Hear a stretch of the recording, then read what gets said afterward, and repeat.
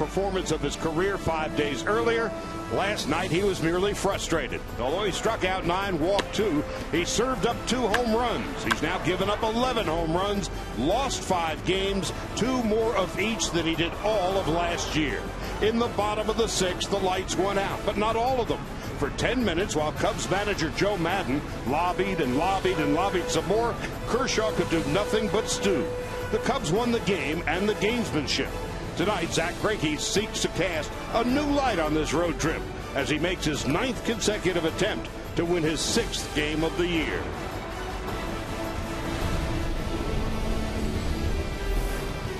It's a beautiful night for baseball, and live from Wrigley Field in Chicago, Sportsnet LA presents the Los Angeles Dodgers and the Chicago Cubs in Game 2 of this 4-game series.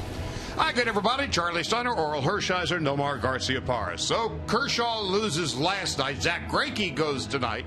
Greinke hasn't won a game since May the 5th. He's got an ERA since that time under 2. He's had run support under 2. But the Cubs, free-swinging youngsters, might be tailor-made for him. They sure might, especially for his changeup. The way he throws his changeup, it's not really about an off-speed pitch. It's about 86, 87 miles an hour. But off a 96 or 94 or even 91, it's about the movement with Zack Greinke.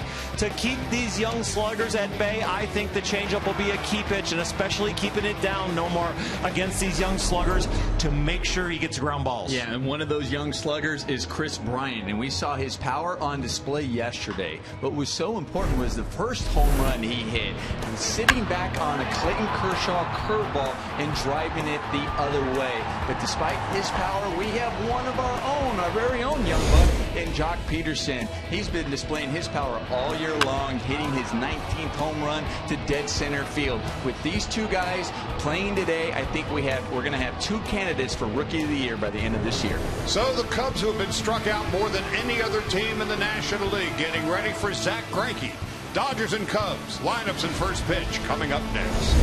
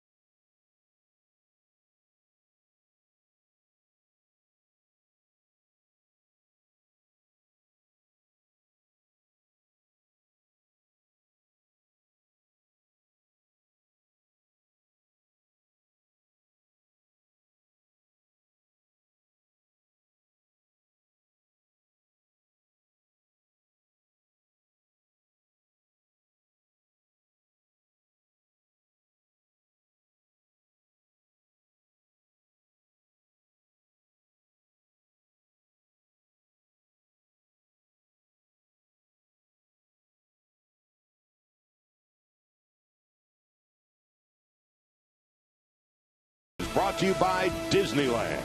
Get ready to be dazzled during the Disneyland Resort Diamond Celebration, happening now with spectacular new entertainment and more. It is a picture-perfect 75 degrees as the sun is beginning to set on the north side of Chicago. The Dodgers and Cubs get ready for the second game of this 4-game set, and our closed captioning is brought to you by Papa John's. Better ingredients, better pizza. Papa John's. As play begins tonight, Mattingly's Dodgers a game in front of the Giants. They are hosting the Padres later on. Arizona 4 back, San Diego 5.5 off the pace, and Colorado in last, 8 games behind the Dodgers. The Honda lineup put together by Don Mattingly has Puig and Peterson and Kendrick batting third. Gonzalez, Grandal, and Ethier in left. Callaspo making his 10th start of the season at third base. Jimmy Rollins at shortstop batting 8th. Zach Greinke pitching and batting 9th. And they'll be facing the 32-year-old right-hander Jason Hamill, making his 14th start of the year, basically having the best season of his career. 5-2 and a 2.89 ERA. Well, they definitely have their work cut out for him. He features a fastball, a slider that has a sharp break, especially down in the zone. It has a nice tight spin to it. He has a curveball and a changeup. The one thing they have to be ready, he throws a lot of strikes, just 14 base on balls in 84 innings pitched. So my advice, get him up in the zone so his breaking ball can flat out a little bit and get him early. Hamill has gotten better with age. When he came up with Tampa Bay in his years with the Rays, had a 5.9 ERA. With Colorado, a 4 2/3 ERA. With Baltimore, a 4 1/4 ERA. So too with Oakland. Here with the Cubs, an ERA of 2.94. Defensively behind Hamill tonight, Chris Coghlan is in left. Matt Caesar, who hit the home run last night, in center. Mike Baxter, a one-time Dodger, in right. Then it's Bryant and Castro, Russell and Rizzo in the infield. Miguel Montero, the one-time Arizona Diamondback, in his first season behind the plate for the Chicago Cubs, who begin the night at 38 and 30, 6.5 behind the Cardinals. The Dodgers 39 and 32, and Hamill's first pitch of the night is a swing and a foul, and it's 0-1 to Yasiel Puig. Puig at 314 with 3 home runs and 10 runs batted in. Peterson on deck, and then Kendrick to follow. So the Dodgers, losers of 7 of their last 10. This is game 26 of 34 in 34 days. So far, 11 and 14. The Cubs have won 6 of their last 10. Puig is behind, 0-2. And he's done. 3 pitches. Puig is out of there. First out of the ball game. Hamels has been their most consistent pitcher, and it's really been about fastball command. The slider has been devastating, as Nomar has mentioned.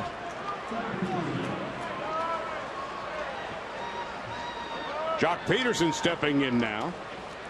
Peterson last night with his 19th home run of the year, has 36 runs batted in.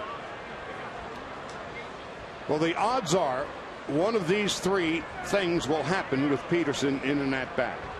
He'll hit a home run, he'll walk, or he'll strike out. 52% of Peterson's plate appearances have resulted in either in a home run, a walk, or a strikeout. 19 home runs, 50 walks, 82 strikeouts. And once or twice a game, he'll make a dazzling play in center.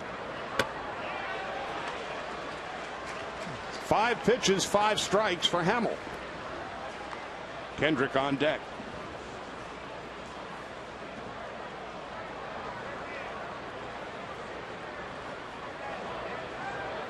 Last night, oppressively humid. Tonight, it couldn't be more perfect. And, of course, rain in the forecast tomorrow. The 0-2, just outside. 1-2 to Jock Peterson. This one was just barely off the plate. Hamill already showing good command early in the game, and he's trying to see, okay, how far off the plate can I get? Peterson down on strikes. Well, that was a hittable pitch right there, Nomar. His stuff is very sharp, especially the slider when it ends up a ball, but this one you see hangs a little bit in the middle. I said right at the beginning is when it comes to his breaking ball, you want to look up in the zone. Hopefully you can recognize it out of his hand, because when it's down, it is sharp and it falls off the table. When it's up, it flattens out a little bit, but still you got to pick up the spin first before you can react to that. Kendrick went around. It's 0-1. Howie Kendrick, back in 2002, was picked in the 12th. Was picked 12th in the 10th round. Jason Hamill was picked in the 10th round, and he was a second-round pick. And Bryant picks it up, throws him out, and the inning is over. So Hamill off to a good start. Zach Greinke best be on his best behavior based on the way Hamill pitched in the first inning.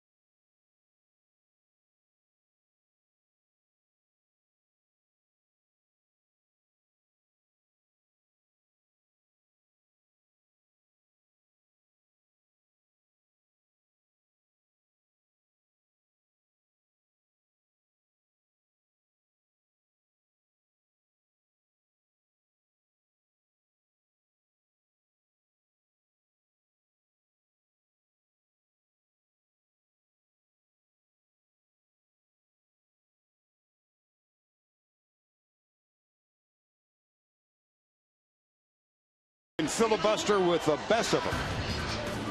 And here's the lineup he has put together tonight for his Chicago Cubs at 38-30. They have won 6 of their last 10. The Honda lineup has Chris Coghlan, Anthony Rizzo, Chris Bryant, Miguel Montero, the former Diamondback, Starlin Castro, Mike Baxter. Matt Caesar hit the home run last night. Jason Hamill pitching 8th. And at second base and batting 9th is Addison Russell. Now here's Greinke in his 15th start. Last won a game on May the 5th, but you can't pin the rap on him. Delivers a strike, 0-1. In his last 8 starts, Greinke has an ERA of 1.99. Opponents are hitting just 2.37 against him. 49 strikeouts, 8 walks, but he's gotten less than 2 runs of support per game on the average. Now Chris Coghlan.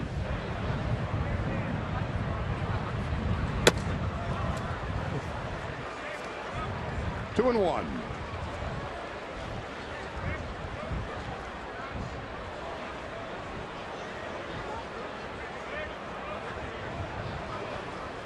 Rizzo on deck.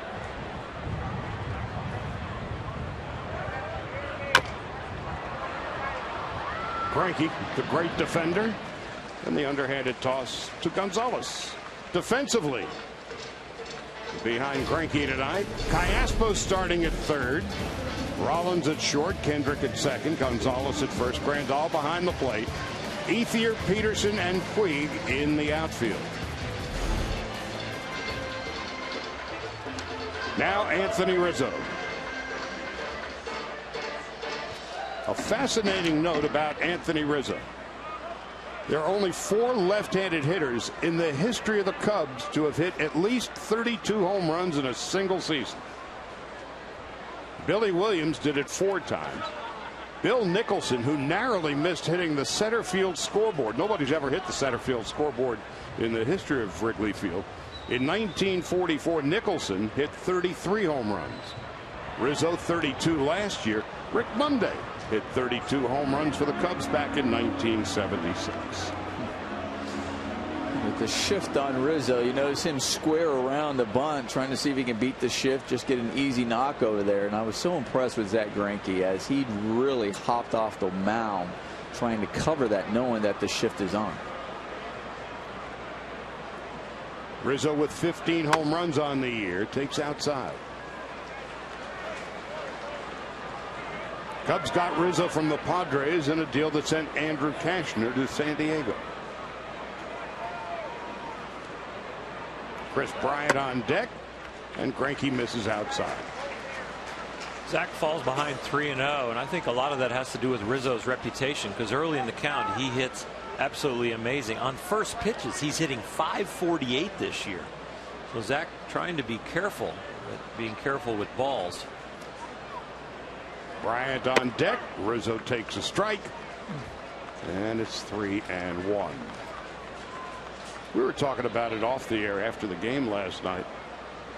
When a pitcher is facing a guy who notoriously is a first ball swinger, and there's a line drive into right center field for a base hit. Rizzo takes the big turn, and as a pitcher, knowing that a hitter is going to be up there swinging on the first pitch, what was your mentality? Well, I was not really worried about the fact that they were swinging. I actually kind of enjoyed it because it could keep my pitch count down, because we're going to have a possible conclusion on one pitch. But the idea is what is the pitch that they like and they look for? Is it up? Is it down? Is it the fastball? Is it something else? And then really make sure you put it in a tough place to hit. So I always felt like you always had to give them something to swing at, either the height or the width. Now look at the T-Mobile game changer, and last night Chris Bryant did something very few hitters have done against Clayton Kershaw, and we'll tell you about it after the first pitch. Bryant at .282, 10 home runs and 42 runs batted in, takes a strike, and it's 0-1. And this is what he did. Hit a home run off a curveball. Remarkable. Clayton Kershaw has given up 5 home runs on the curveball in his career, and Bryant was the 5th. And after that, Clayton could have used one. No balls and 2 strikes to Bryant with Miguel Montero on deck. Just underway for the Dodgers game 2 of a 10-game road trip.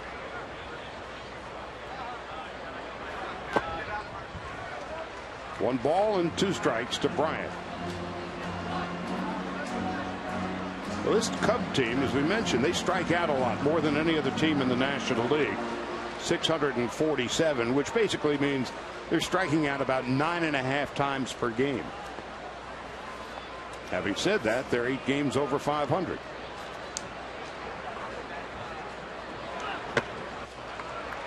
Now 2-2. And you were saying in the open, Oral, that the way Greinke goes about his business and the way the Cubs go about their business offensively, a fascinating battle looms. Yeah, I think the fact that his changeup has been his best pitch, and it's not really an off-speed pitch, it's really about a pitch that gets off the barrel, and it moves so much, it gets off the barrel so far, he gets a lot of swings and misses. Bryant, 79 strikeouts and 227 at-bats. But now Greinke has a full count. And we notice already early on Rizzo and now on Bryant, we see the shift. And we didn't see it last night with Kershaw on the mound, and now we've seen that where Rizzo tried to bunt to see if he can get one, sneak one over there, and now the shift. And the shift is also very difficult for the defense when there's a man on first base to try to figure out who's going to cover second on a possible ground ball. On 3-2. Cubs are in business, first and second with 1 out. Well, Zach hasn't locked into with his control yet. He has struggled here in this only 3 starts in Wrigley Field. He's 0-2 in 3 starts with 11.57 ERA. I did some research on those 3 starts. 2011, 2012, and then last year in September.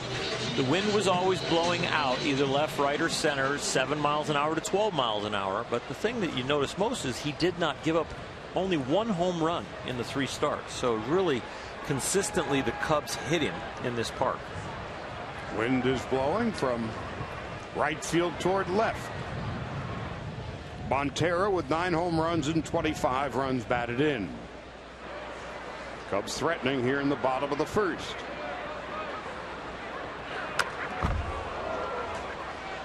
No balls and 1 strike to Miguel Montero.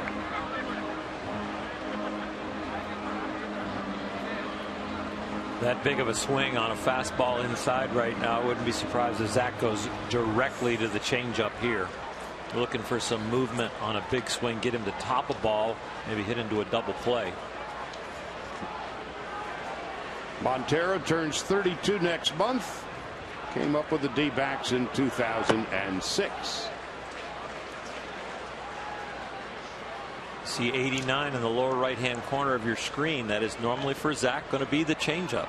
It'll average 87, 88 miles an hour.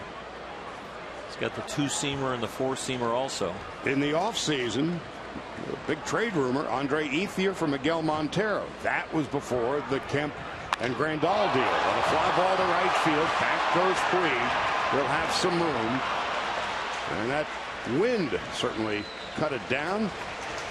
Montero flies to right. Rizzo goes to third.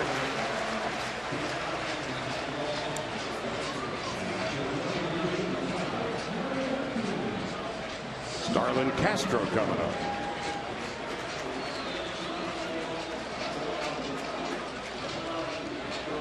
Castro at 267, 5 home runs and 35 runs batted in.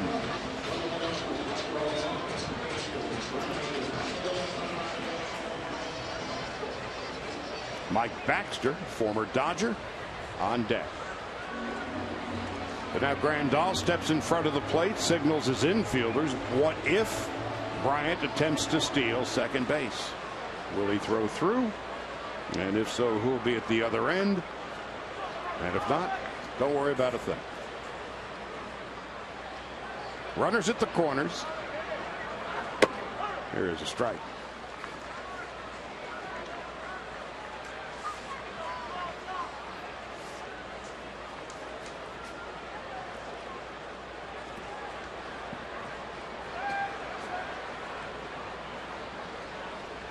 When Greinke gets into trouble, he really bears down. With runners in scoring position, opponents are hitting just 161 against him.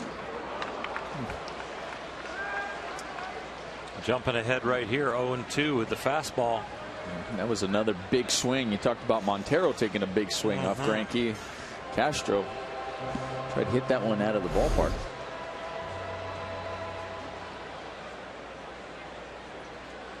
Big leg kick, didn't get his front foot down in time. So Greinke's a strike away from getting out of this mess.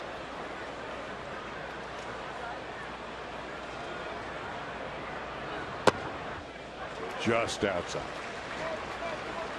As far as ranking Zach's pitches of what is the best pitch as far as batting average against, the best pitch is the changeup. Second best pitch is the slider. He goes right to that here in this jam. 1 ball, 2 strikes to Castro. He's been struck out 48 times in 273 at-bats. Runner goes, and the Dodgers don't do a thing about it. Bryant steals his 6th without a throw.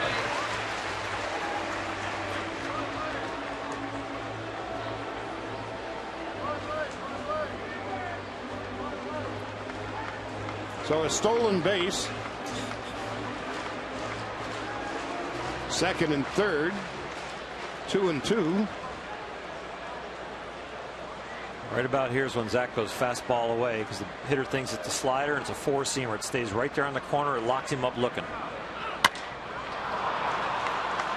Into short right. Puig is there, and that'll do it. So Greinke gets into and out of trouble. No runs, 1 hit, 2 left. No scores. We go to the second. Gonzalez, Grandal, and Ethier will be coming up.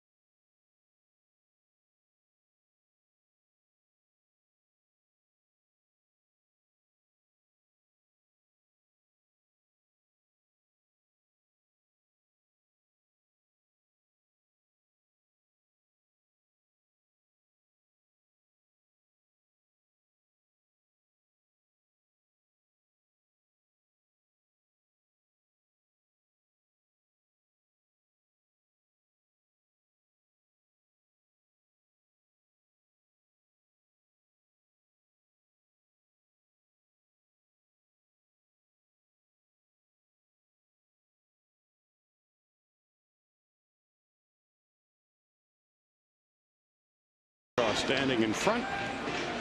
Zach Greinke relaxing after getting into and out of a jam in the first inning.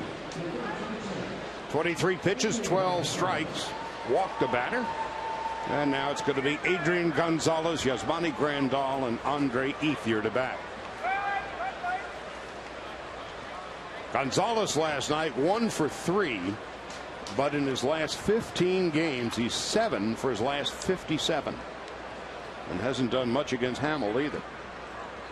His last 15 games, Adrian Gonzalez is hitting 123. Takes a ball low, 1 ball, no strikes.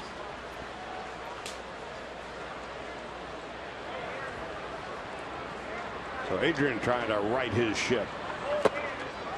And takes inside. Nomar, when you're facing a guy as tall as Hamels, does it feel like there's a different angle to the fastball or the breaking ball? It depends on his release point. At times it can, because when you look at, remember Chris Young, how tall he was, and he actually was really over the top, and it seemed like he almost made a point. Should be an easy play. Rizzo with the underhanded flip to Hamels covering. He looked like he made a point to really utilize his height and change that angle and coming down. And his ball, actually, he pitched up in the zone, Chris Young. Hamill drops down a little bit. He's not as high, but it's obviously the height's still a factor, but it's not as much as one guy who that tall and tries to get on top. For me, when I watch Hamill, it's just that sharp break as well, that slider that he has that gets you going, and even his fastball has more tail when it's down in the zone as compared to the upper part of the strike zone. Grandal with the 10 home runs takes a strike, and it's 0-1.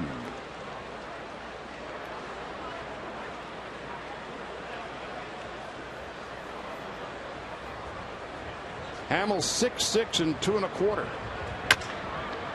Chop slowly to short. Easy hop for Castro.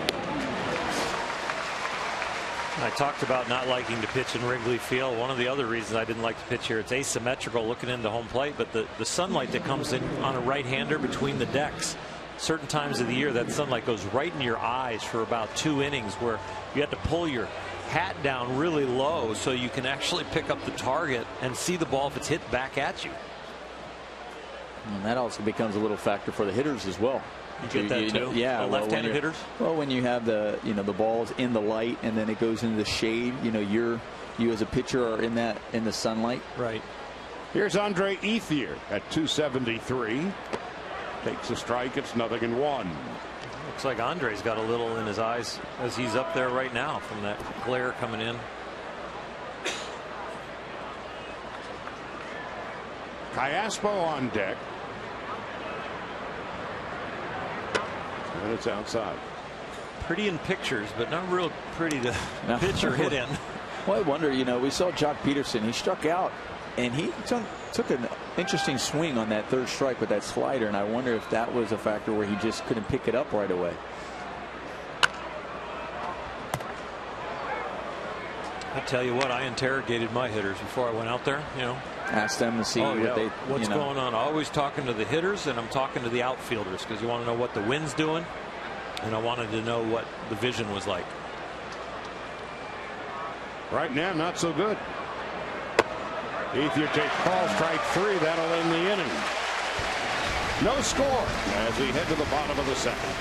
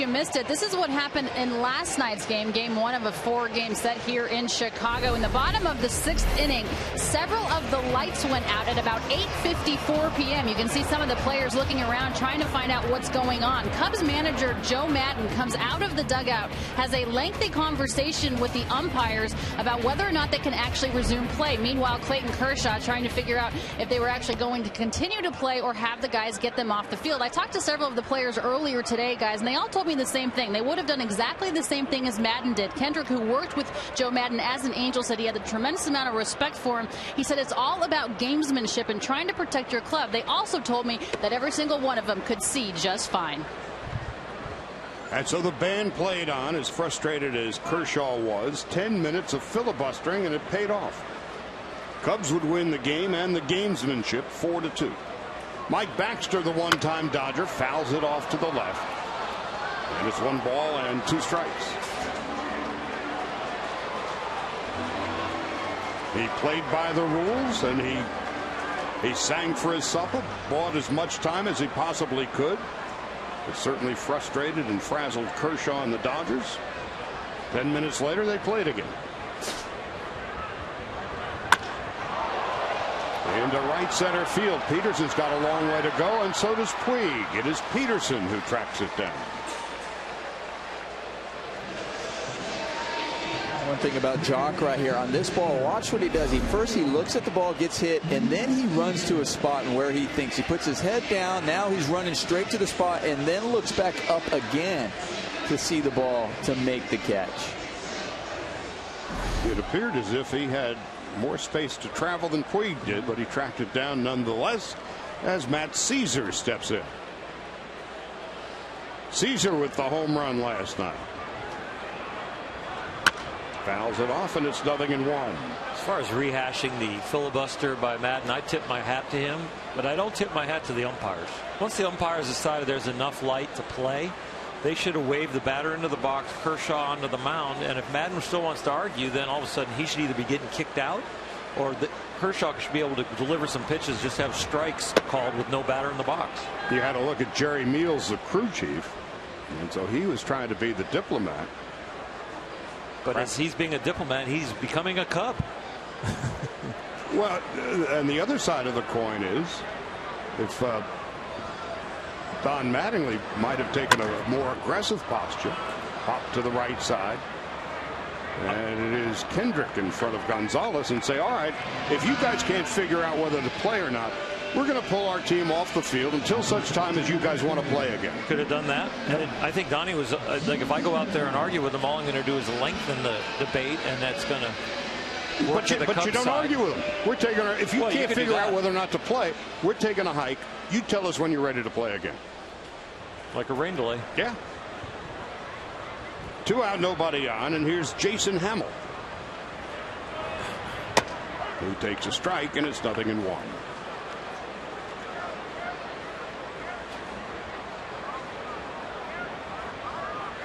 So 5 in a row, make that 4 in a row, retired by Greinke, who got into a bit of trouble in the first inning, and Hamill late, and it's 0-2.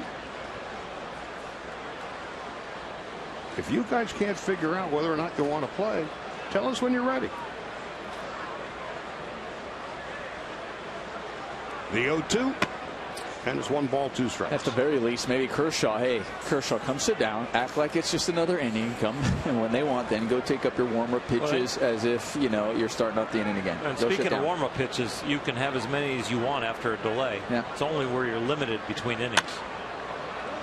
To the right side, and Adrian Gonzalez leans in and over and can't hang on.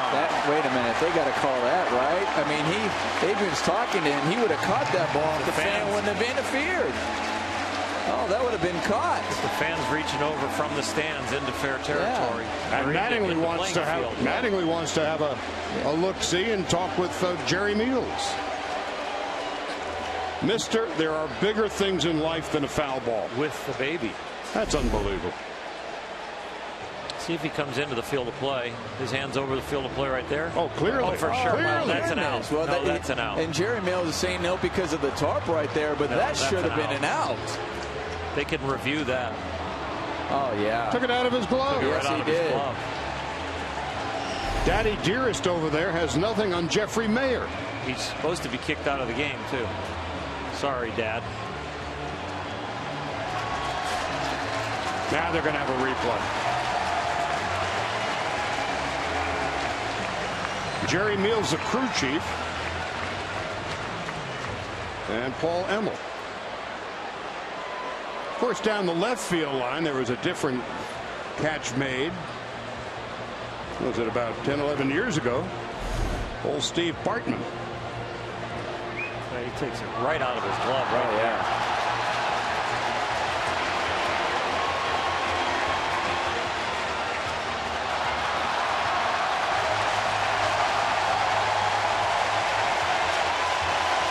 Well, the fan and his son are getting an ovation, but it won't last long. It shouldn't take long at all. Bartman didn't get that ovation. No.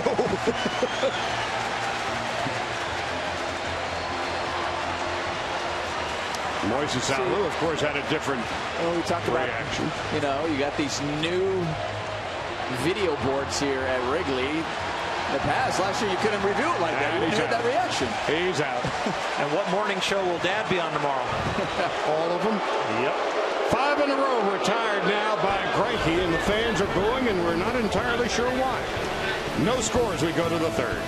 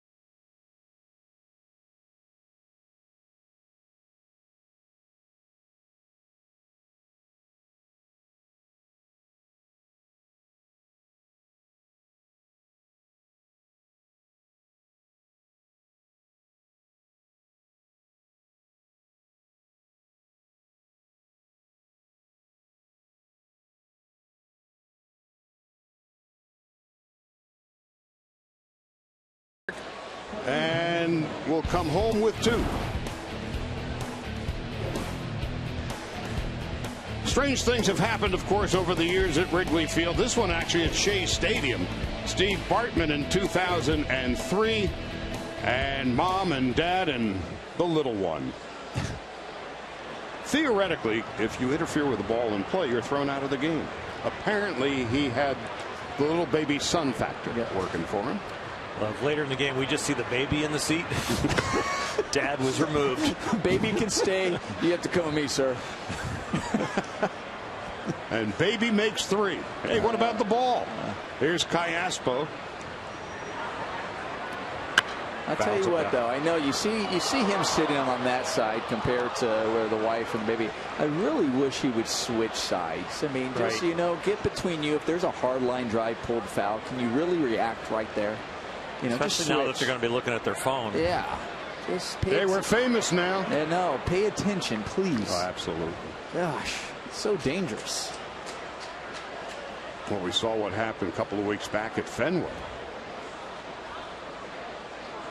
And immediately there was discussion about more protective netting down the lines. And here's Callaspo with a base hit that's going to roll into the corner. And Alberto Callaspo in his 10th start with the Dodgers, hitting near 300 since coming to LA with a leadoff double. Don Mattingly in his pregame scrum was asked about Callaspo over Guerrero, and they said, we really like the matchup, Nomar. Well, they do, and I think also defense-wise as well. I think they think Callaspo is a little bit better defender than Guerrero over at third base. And it's at Greinke on the hill, throws strikes, gets ground balls. They're probably going with that. And on the offensive side, it's worked out so far here with that leadoff double. 4 of Callaspo's 6 doubles have come with the Dodgers, and here's Jimmy Rollins. They have the shift on for the switch hitter.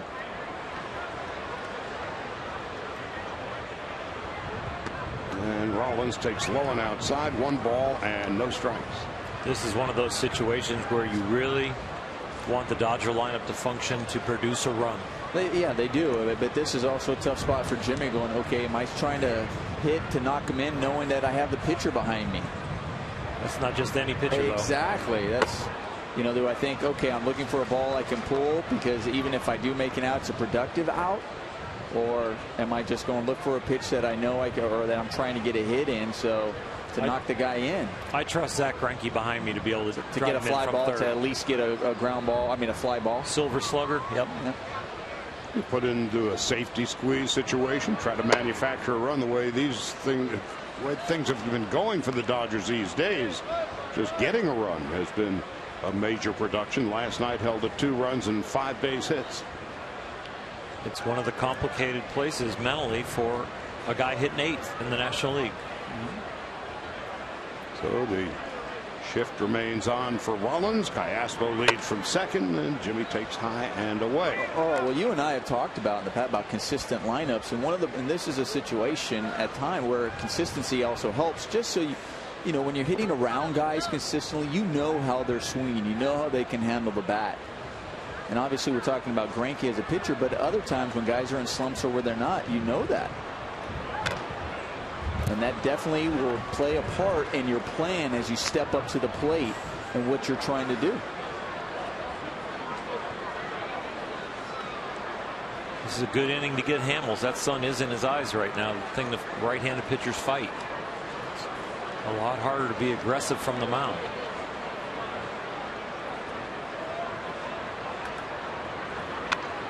Rollins stays alive. You see most of the pitches Hamels has thrown this inning are up. It's really hard to finish your mechanics and to get down the hill and get the ball down when you're having trouble with the glare.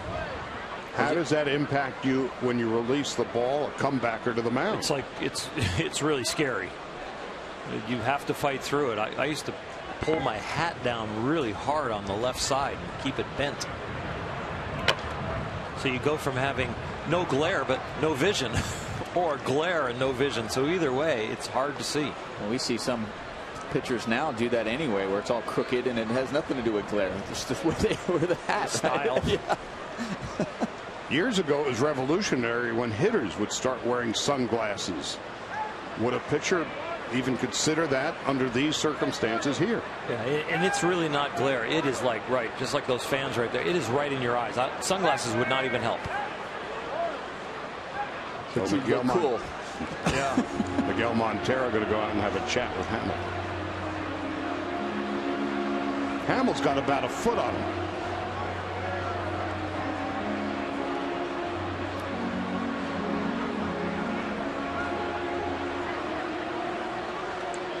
When I actually asked them, you know, on these games, can they put some visors down there, put something down there, some screen that they could let down for the time, you know? Right. Because you only have to cover probably 10, 12, 14 feet. Good point. What about the rest of the players out there dealing with this? I only care about the pitchers. That's what I thought. 3-2 to Rollins. And he pops it up. Chris Bryant.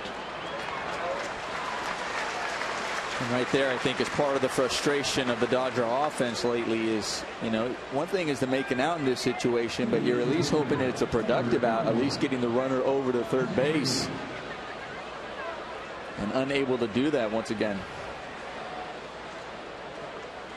Montero and Greinke, of course, have a history. Back when the days when the Diamondbacks and the Dodgers weren't getting along particularly well. Greinke has 6 hits, 2 doubles, 2 RBIs, and he fouls it off, and it's 0-1.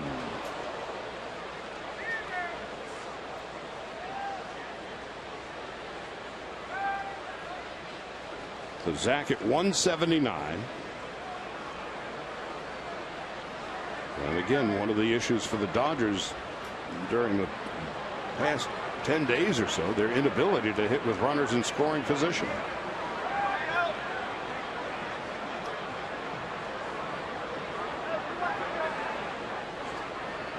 Oh, and 1 to Greinke with Puig on deck and Callaspo at second.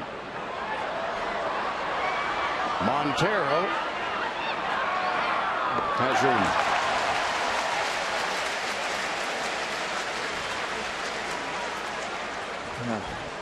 And there's the frustration once again. You pop up there, and you know, just the difference, the vibe that you have in the dugout. You know you're struggling as an offense, but I mean, we see it all the time. Okay, man on second base, nobody out, and as long as you have that productive out, move over to the third. There's high fives all around. Everybody's like, "Good job, good job." It's an out, but good job. Hey, way to move them over. You know, let's now knock them in. And the other thing that's also uplifting for your team is when you get those 2-out RBIs. So Yasiel has a chance here. And Puig has done well against the Cubs and at Wrigley Field. And while he struck out in his first at-bat, he's hit safely in all 8 career games here at Wrigley Field and 7 multi-hit games.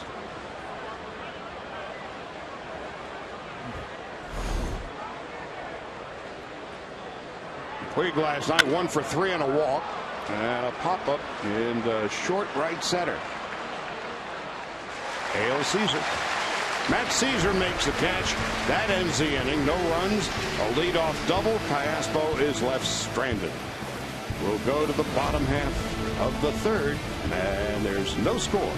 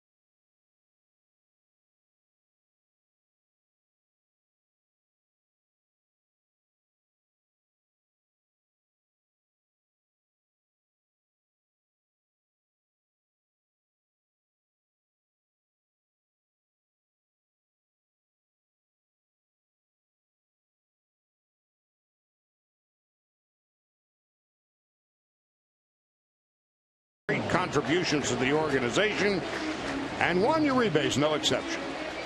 Be one of the first 40,000 fans in attendance on Saturday, July 11th, when the Dodgers take on the Brewers, and you can receive a Juan Uribe bobblehead presented by Farmer John. For more information, go to Dodgers.com/promotions.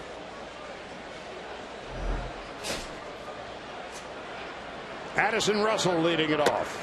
And it's a ball outside, 1 ball and no strikes.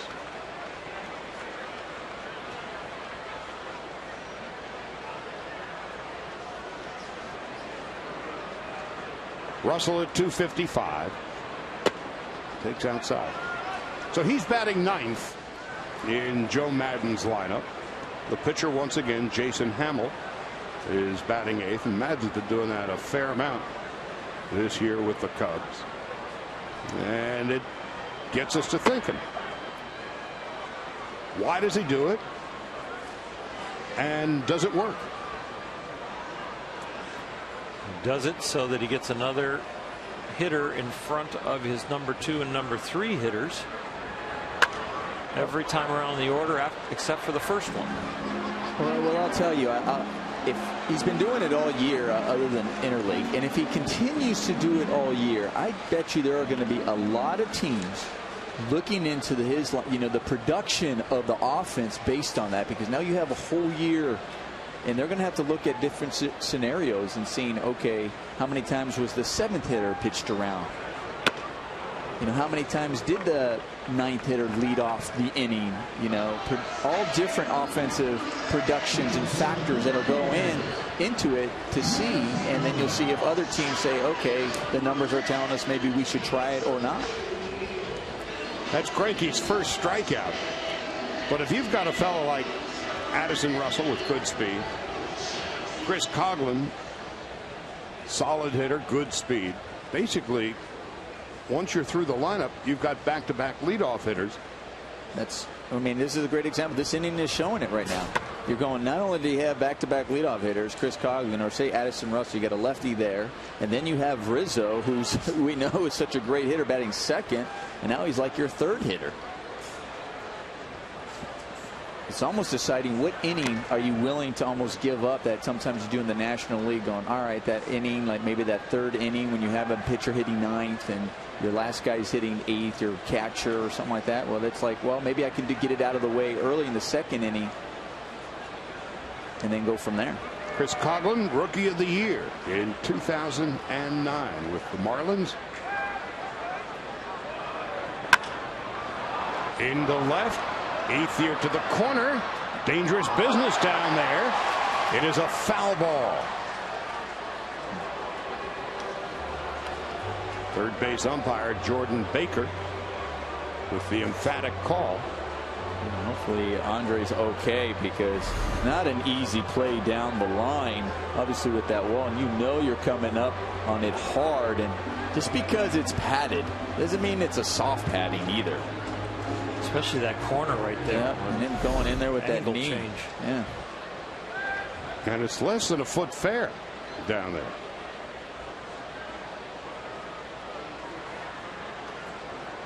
Wrigley Field built in 1914, and the walls remain undefeated.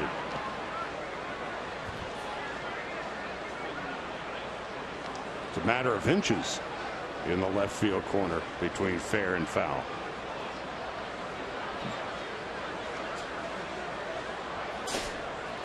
Two and two to Coghlan with Rizzo on deck.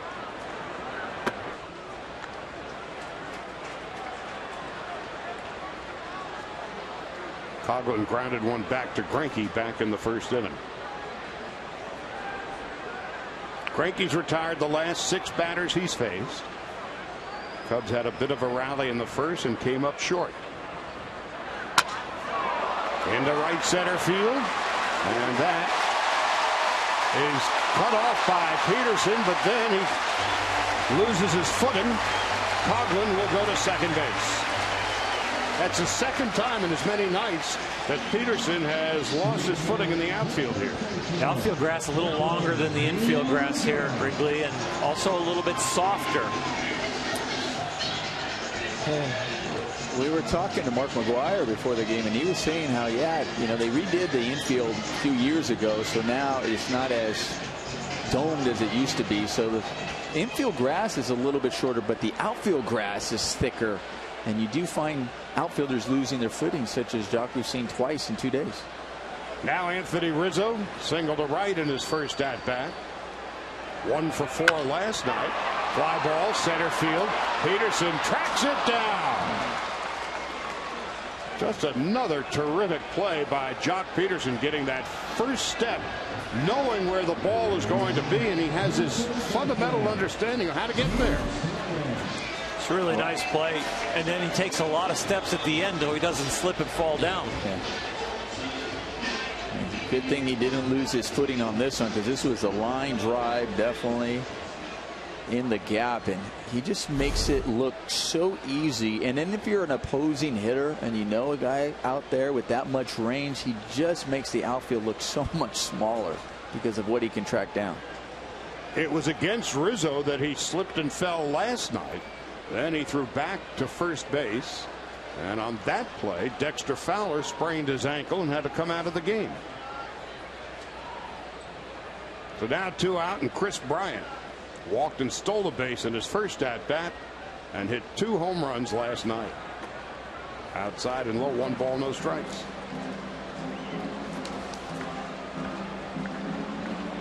Miguel Montero is on deck.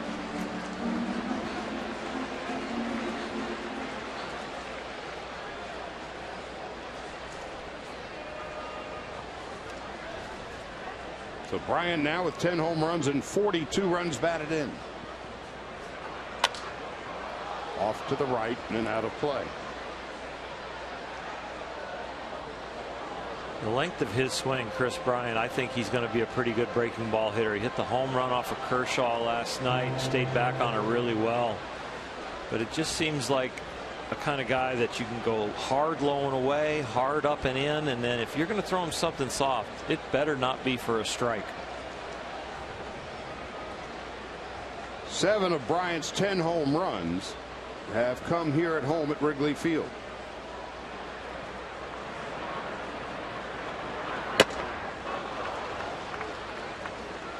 One and two. That's the easiest pitch for a guy with a long swing to catch up to, and he still doesn't. And I just think that there's a chance that you can wear him out low and away. And then once he starts to turn the outside corner more into the middle of the plate, starts looking for it, then you can pitch him in. On 1 and 2. 2 balls, 2 strikes. Chris Bryant, again, rookie year. Runners in scoring position with 2 out. He's hitting .455. So Greinke's got to bear down on his 51st pitch. Montero on deck. Coughlin good speed at second. Bryant is down on strikes. No runs and 1 base hit. Greinke has been great all year with runners in scoring position. Wiggles out of it.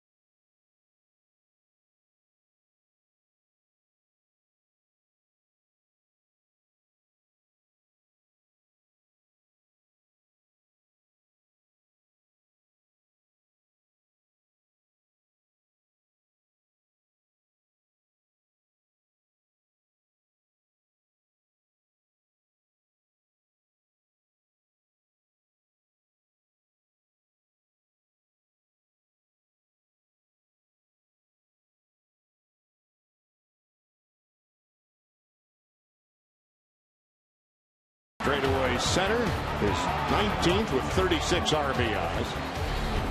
Peterson a strikeout victim in his first at bat. So it'll be Peterson and Kendrick and Gonzalez to bat for the Dodgers here in the 3rd. We are scoreless. And the shift is on once again for Peterson.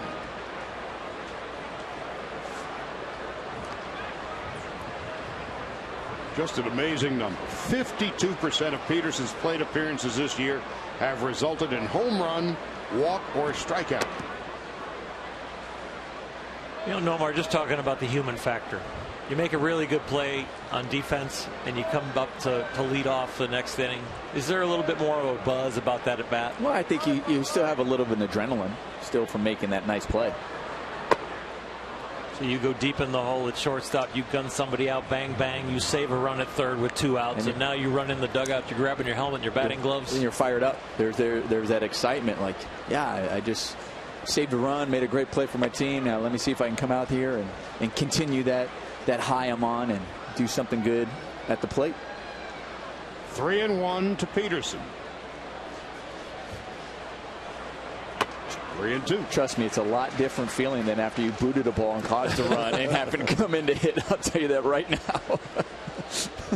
When you're trying to hit that 5-run homer? Yes. Peterson last night walked, struck out, hit a home run. And tonight he has struck out, and this is his second plate appearance. And he steps out of the box at the last instant with permission from Paul Emmel.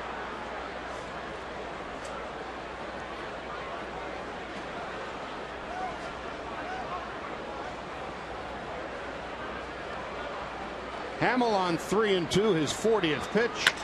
Line. Oh, look at that leaping play by Starlin Castro. And that is why they put the shift on.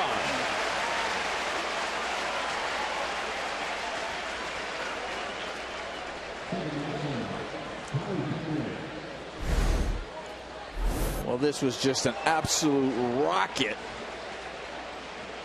And Addison Russell just getting up there and making a fine play as we have a look here on Carl's cam, and you see Hamill appreciating the effort out there by Russell.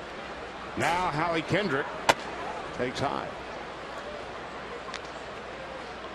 It's getting more and more complicated to keep score. That's a L6 at 4 middle. Actually, it's unbelievable. With all these shifts. Actually, that was Russell who caught that. So it was actually Castro Russell who moved over there. So it's still an L4. Yeah, it was an L4M. L4, yeah. He was up the middle. At second, whatever, in the hole, making the catch.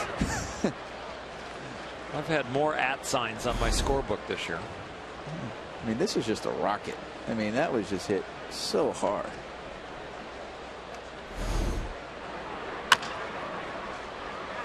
Now to short, and that is Castro. And that's the second out. When all is said and done, Jock Peterson is 0 for 2. Yeah, I don't think Jock really cares how you write in your scoreboard. He just knows he's out. Well, you talk to the folks around Chicago, and they think that next year Addison Russell is going to be their shortstop. And Starlin Castro may be someplace else.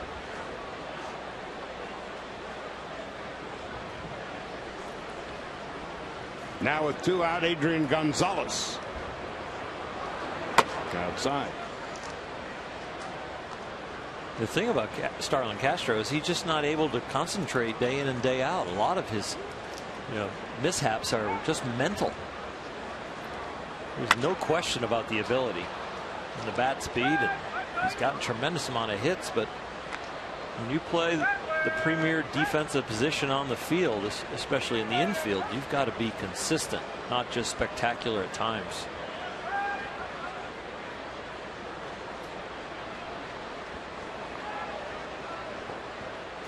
One and 1 to Gonzalez, looking to go the other way. They don't have the big shift on for Gonzalez, but they're playing him as in the old days, as a lefty pull hitter.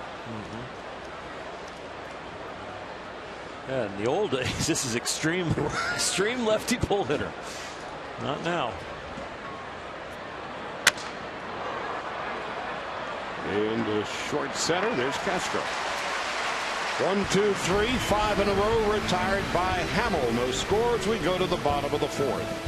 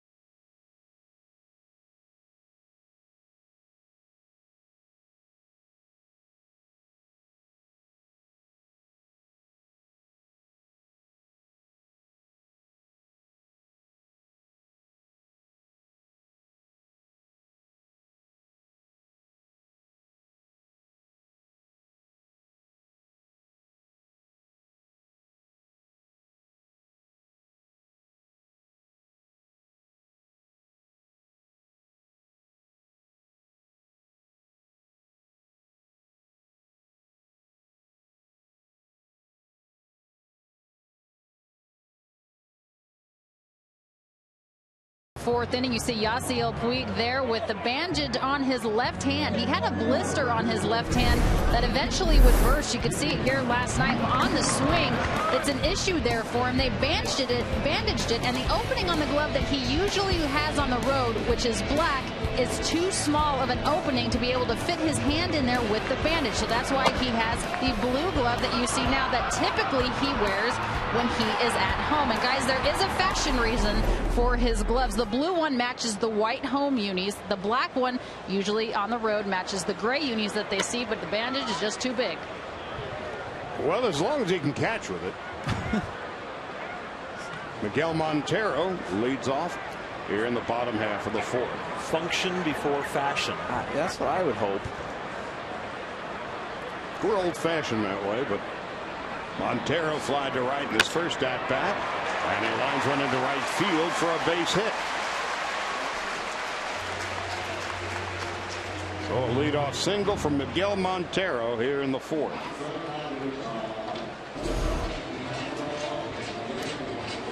At Greinke, they wanted that ball on the outer half, throwing that off-speed pitch, and that goes right down the middle of the plate.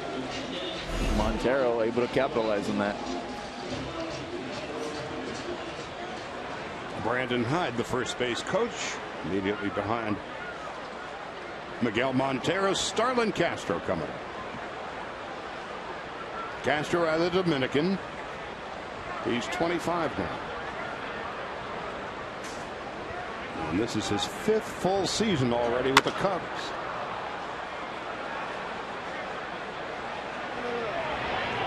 At the age of 25, Starlin Castro has already been to the All-Star game 3 times.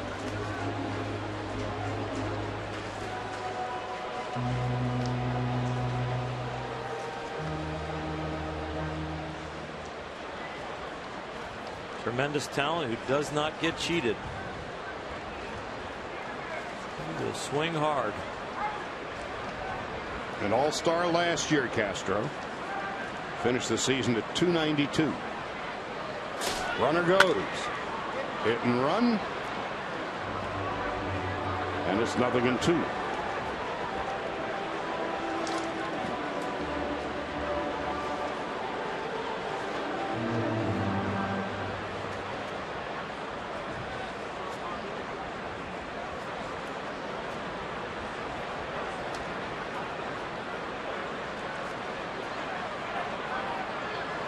On the hit and run, Miguel Montero has not stolen a base in 4 years.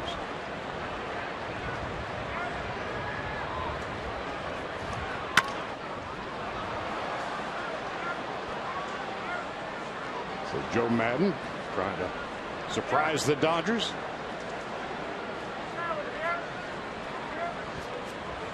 Amazing thing about you talking about Addison Russell possibly being the shortstop and Castro maybe being somewhere else next year. He's only 25 years old and he's got 919 hits. And already to the All-Star game 3 times. That's the offensive side of the equation. That's not the defensive side of the equation.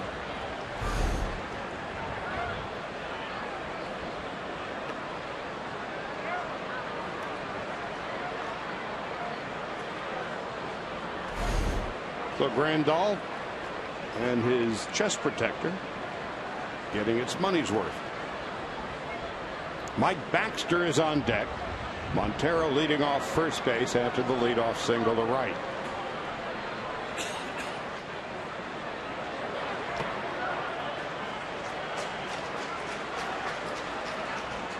First base umpire Jerry Meals. He's had his hands full the first game and a half. Yasiel had a ball called on him, a swing that I thought of the check swing he checked. Well, I thought that one was farther than the one on Yasiel.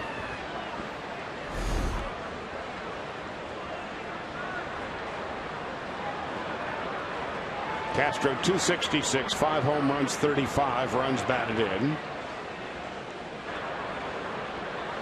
That's Gonzalez holding him. And the 2-2. Into center field. Peterson's going back. He's got room. Little different wind here tonight. It's just very mild. Last night, I think that ball gives Jock a lot more problems and maybe Zach more problems. But tonight, those flags are just barely moving. And much more comfortable. Last night it was 82 with humidity to match. And tonight it's a comfortably cool night. Clear skies. Perfect night for baseball on the north side of Chicago. Now Mike Baxter.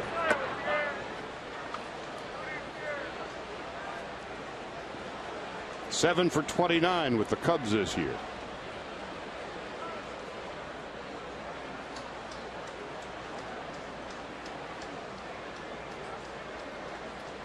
Baxter's been around out of Nashville.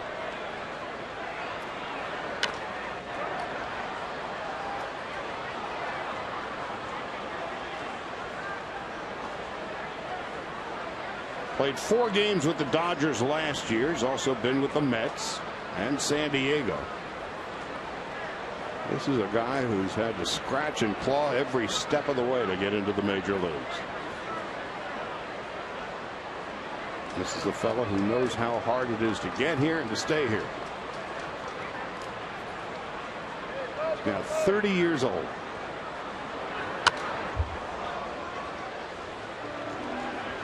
Getting here and staying here are two different things. Getting here, you're shooting at everybody else that has the target on their back because they've got big league jobs. Once you get here, you've got minor league system underneath you in your organization, all the other organizations, all the scouts looking at other teams, looking to see who can replace you, and especially if you're not playing at a very high level. Born and raised in Queens, not far from Shea Stadium, now lives down in Tennessee. And it's 1-2. You don't perform at the minor league level, it's all right. You get it going, and once you get it going, you recognize and you get to the big leagues. You don't have it get it going at the big league level, you're a source of frustration for the whole front office. People are looking to replace you. Call strike 3. Third strikeout for Greinke.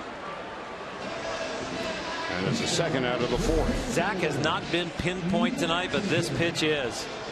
And he even gets a little liberal strike there. And if they'll call that one, you might want to live out there for a while, Zach. But he has not had his best command, but he has battled through to put the zeros up.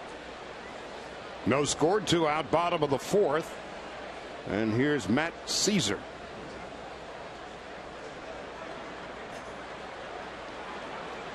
His name spells like a bad Scrabble word, but it's pronounced Caesar. But it'd be a high score. I was like, it's a triple. Right. Hey, but look, it's really in the dictionary. Put the Z by the triple letter. Yep. Triple word score right there, Caesar. There's not enough letters on the rack to spell Garcia Parra. You need some help from the board. No, yeah, that if you put that on the board, you definitely win. Turn the letter, Vanna.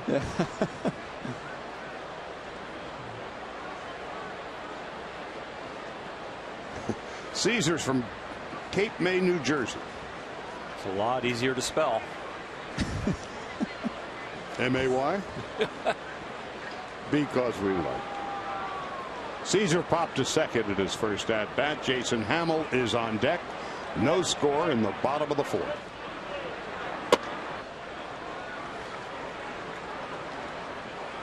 No man. I'll tell you, that makes for a heavy jersey. I'll tell you that right now. You got 5 vowels in your last name? I got a lot. I got, pick one. You can borrow one. You got it. You don't even know how many you had right there.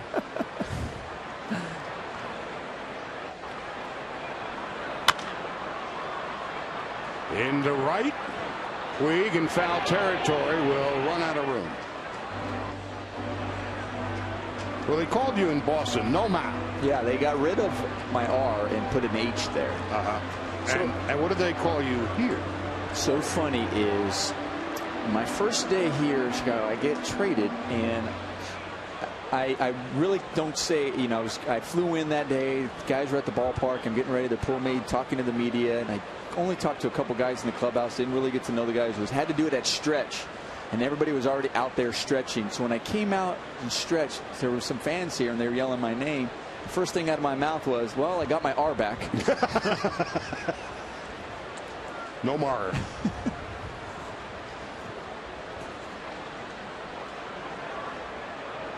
2-2 to Matt Caesar. And all the guys in the team just started, they're like, well, he's going to be okay. I guess he's all right.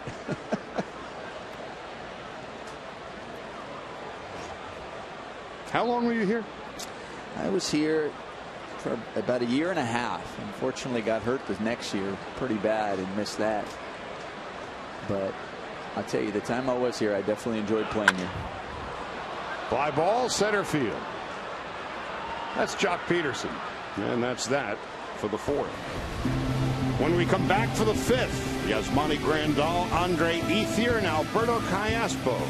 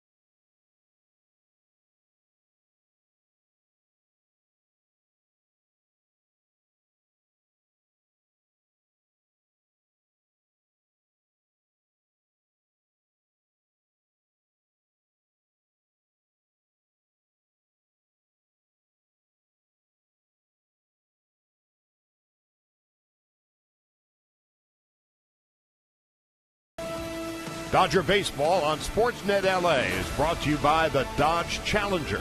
With an EPA estimated 30 highway MPG, this car was made for driving in California.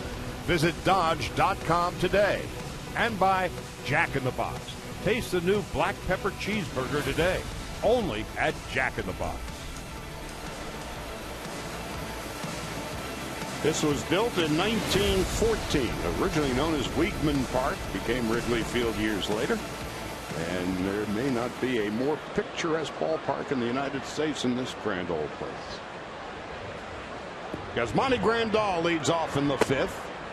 And Grandal takes under the knees, 1 ball and no strikes. It'll be Grandal, Ethier, and Callaspo to hit.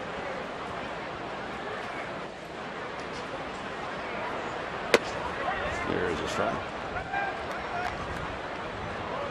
Grandal bounced to short in his first at bat. We're talking about Jason Hamill and how he has just gotten better as his career has progressed. Came up with the Rays, and during his time in Tampa, you know, he made his major league debut, and his manager there happened to be Joe Madden. His ERA in Tampa was 5.9. Here's a strike. Then to Colorado, where his ERA was 4.63, with Baltimore 4.27, with Oakland 4.25, and this year, at this very moment, at 8:21 in the evening in Chicago, Jason Hamill's earned run average is 276. And it can happen fast like that. That's a slower development where it shows you that maybe slowly he's been learning things, and they talk around Chicago here how the fastball command has been better. Sometimes a pitcher, the light bulb goes on a lot quicker. Into short right. There's Russell. Well, I'll tell you, the Dodgers have their work cut out for it, because not only has he gotten better as he's gotten older, but he's also gets better as the game goes on. Where usually when you face a pitcher, maybe that third time they at bat, the batting average has a tendency to go up. But for Hamill, the first time through, batters are about 264. The second time 221, and that third time it goes down to 170. So at the beginning of the game, I was saying get on him early, because it seems like when he's getting that confidence over the course of the game, he gets tougher to hit. So it is getting late early. Andre Ethier took a called third strike in his first at bat. Hamill has struck out 3, hasn't walked anybody. There's a strike, and it's 0-1.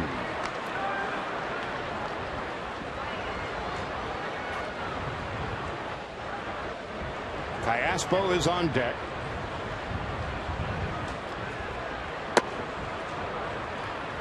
Hamill, in now 88 innings, has given up only 4 home runs.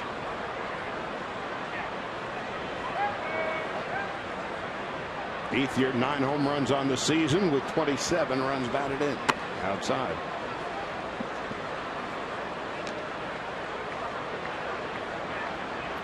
The Dodger offense relies a lot on the home run, and the way this game's going, it might come down to one swing of the bat.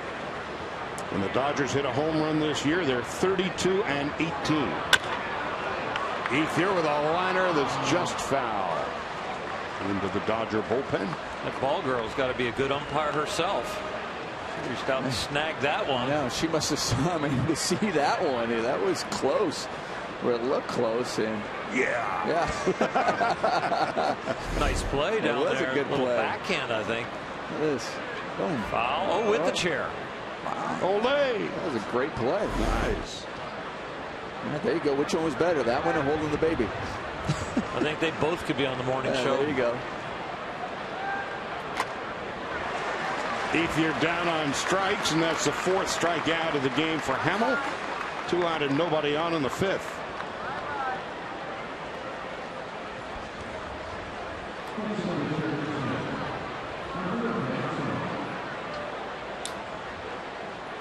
Now Callaspo, his 20th game with the Dodgers, his 10th start. He doubled the left in his first at bat.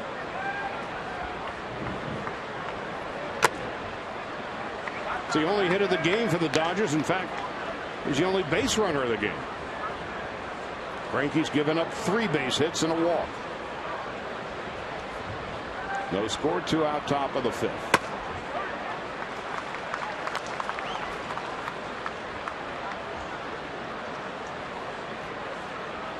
Callaspo is 13 out of 42 with the Dodgers. Takes inside. Justin Turner getting the night off. As hot as Turner has been, what the Dodgers are trying to do is to play him like 3 or maybe 4 games in a row, then give him a day off. And today is a day off, certainly available to pinch hit.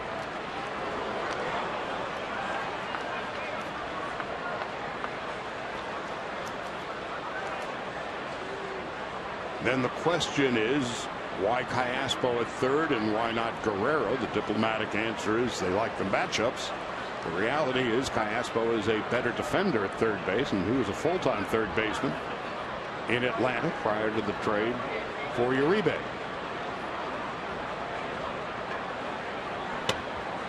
Three and 2. If your offense is having trouble scoring, you're probably going to win the game, and it's going to be tight and low scoring. So you better have your defenders out there.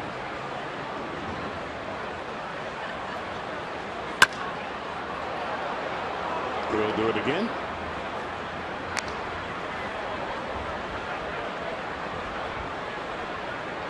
Jock Peterson.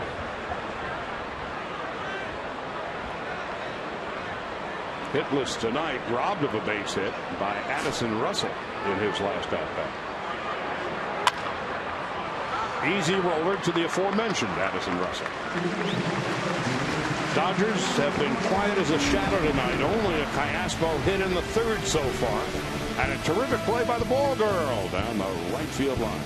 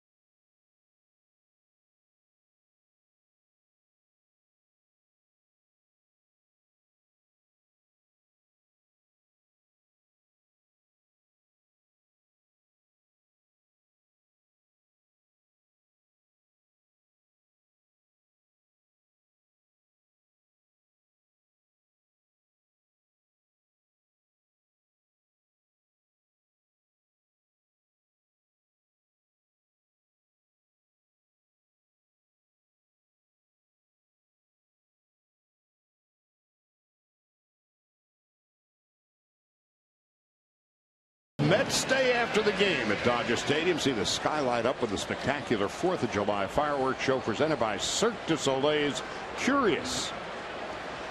For more information, go to Dodgers.com/promotions. Jason Hamill will lead it off. Fouls it off to the right. 0-1.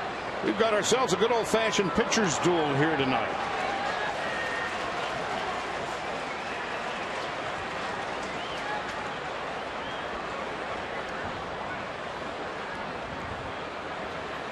Three hits for the Cubs, 1 for the Dodgers.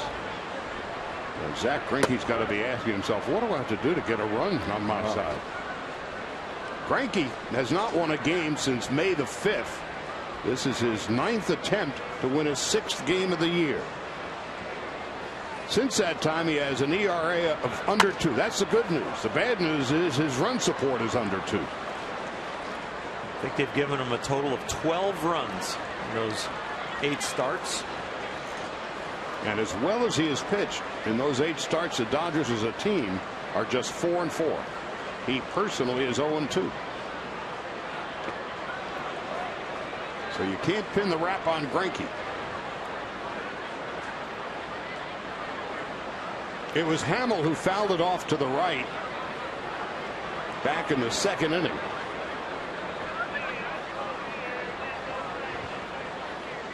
When a father with an infant son in his hand leaned over and interfered with Adrian Gonzalez.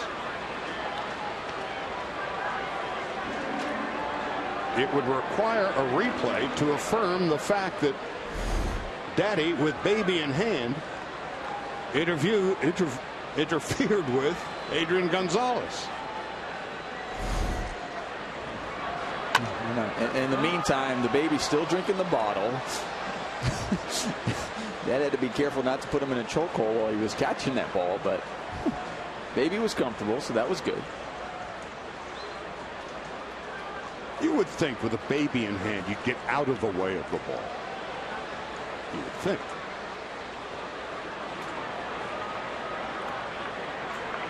That was the anti-Steve Bartman move.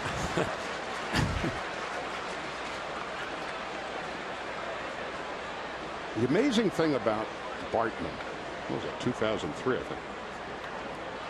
Nobody has heard a word from him since. That would be, in the broadcasting business, the interview business, a great get. Where have you been and what have you been doing? Hamill down on strikes. That's the 4th strikeout for Greinke. Charlie would have been asking if I had a baby in my hand and made that catch, would they have been nicer to me? Instead of those dopey earphones.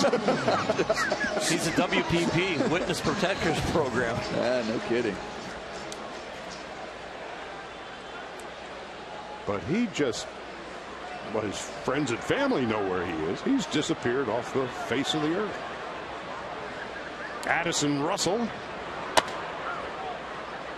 He probably did what almost any fan would do anyway. He just happened to be at the wrong place at the wrong time. And a couple of things happened. One, Moises Alou probably went a little overboard. And the other thing that happened, and a friend of ours who produced that game for Fox, and he feels bad about it to this day. They kept the camera on Steve Bartman for seemingly an hour. And there's this poor guy with his headphones on. Suddenly became a center of attention that he certainly did not want or intend to do, and he didn't overtly interfere with play. There's a strike.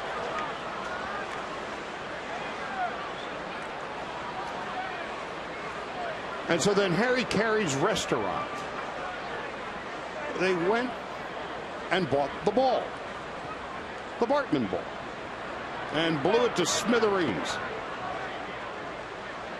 There's Harry. And inside the Harry Carey restaurant to this day are the remains of said ball.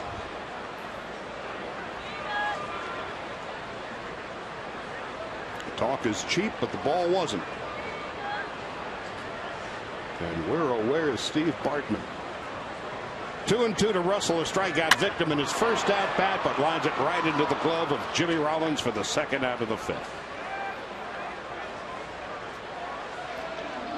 Well, we all get caught up into the game. The players on the field, sometimes the umpires, the fans also. And in the moment, sometimes it's really hard to be able to replay it in your head. How is this going to play out? And I'm sure if he had it to do over again, he wouldn't have done the same thing.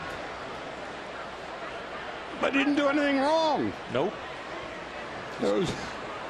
Maybe wearing the headset. Chris Coghlan takes a strike, 0-1. Right there along the sidewall left field line. And that was another one of those Cub curses.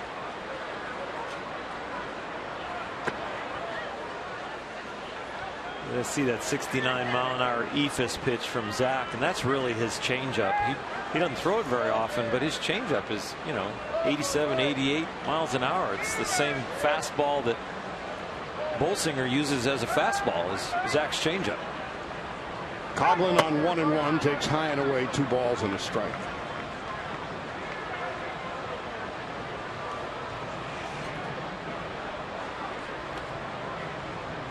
Double to right center in his last at bat and bounced back to Greinke in his first.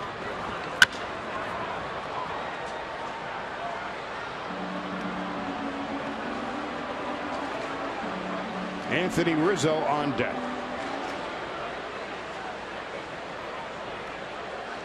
Well, the Dodgers broke out of it in a big way on Sunday with 10 runs and 16 hits. But last night 2 runs and 5. On Saturday 2 and 7. The offense continues to struggle. The pitching's been terrific. So is Greinke, and he's had little or nothing to show for his efforts.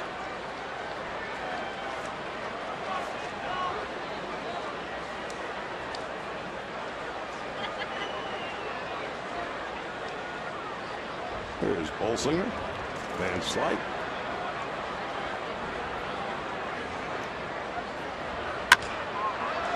One hot, right at Rollins. And that'll do it. So another clean inning for Zach Greinke. We'll go to the 6th. Rollins, Greinke, and Puig are due up.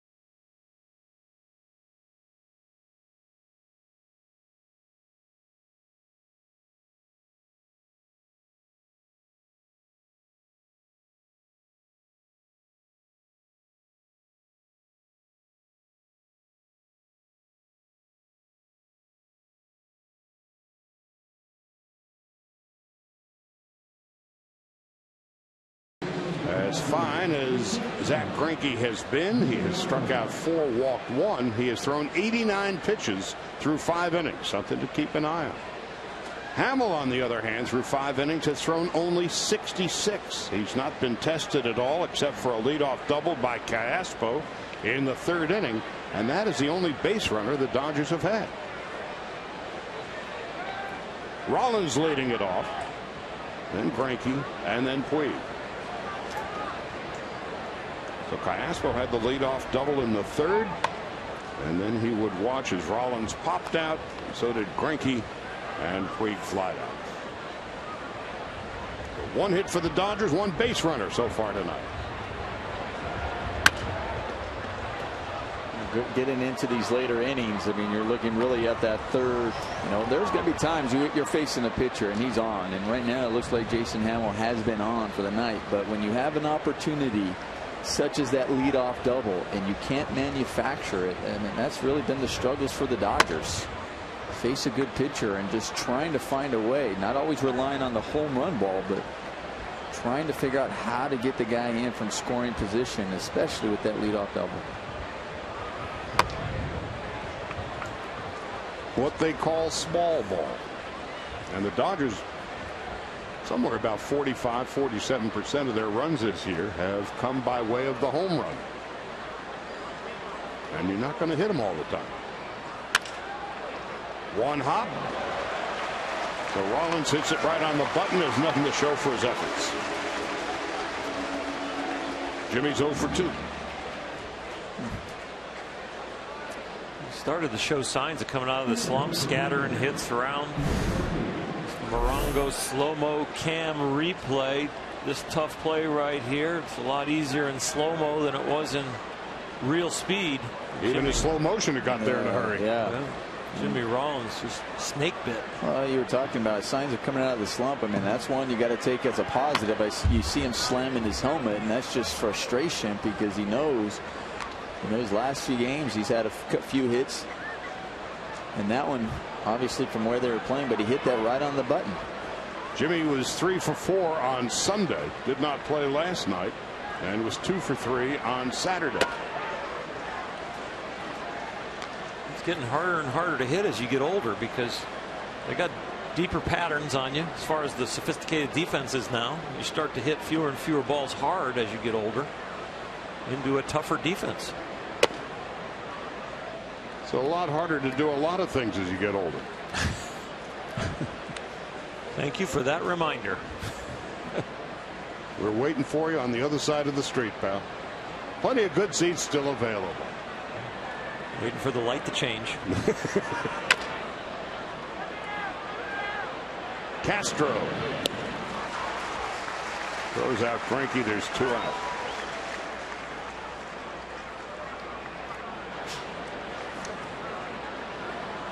Brings up Yasiel Puig. Hitless tonight. Noteworthy because in his 8 previous games here at Wrigley Field, he's had at least 1 base hit. Last night, 1 for 3 and a walk. And against the Cubs, he's had a hit in 13 of 14 career games. But Jason Hamill, who has been on top of his game, and when you're 6'6" and 245 and standing on a hill and you're on top of your game, he's been an intimidating presence tonight. He's only struck out 4, but he's had the Dodgers off balance, as he did with Puig. And what in the world happened here? The ball got lost in the dusk, and Puig is on his way to third base, and he will make it. Well, heavenly shades of night are falling. It's twilight time, and everybody lost it in the sky. The easiest triple Yasiel Puig will ever get in his life. I mean, and that one, nobody was close to that ball at all. I think everybody thought that Caesar's got the ball because he's never yelling like, I don't have it, I don't have it. Well, right now he is. But it doesn't look like. I don't got it. Oh, boy. No. Mike Baxter's. Watch Yasiel. He's like, all right, I'm running. Okay, they should catch this. I'm running. And then watch it, and he turns it on. Well, let's see what the Dodgers can do, if anything, with the break that they were just given. Caesar in center, Baxter in right, and Russell at second base had no idea where it was. Now it's up to Jock Peterson, who pops it up. Maybe they'll have better luck with this one than they do. Castro makes the catch, and the inning is over. No runs, 1 hit, the second of the night. We'll go to the bottom of the 6th, still looking for the first score of the evening.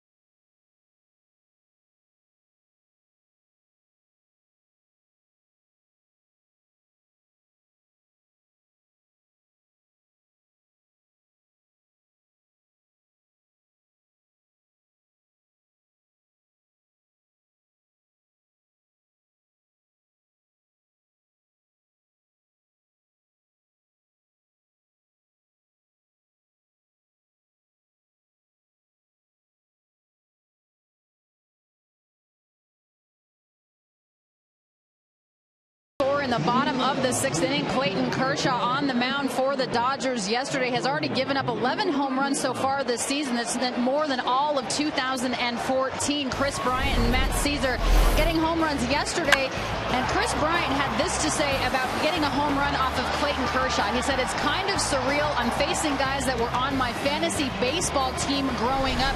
Clayton Kershaw, an idol of Chris Bryant's as he was coming up back in Las Vegas, guys. Here he is, the old gray beard. 27-year-old Clayton Kershaw, who Chris Bryant had on his fantasy team growing up.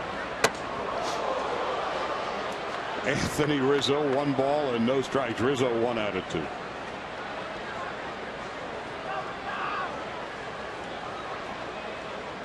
Chris Bryant on deck, and then Miguel Montero. Greinke's been great. Hamill's been great. And neither team has dented the scoreboard yet.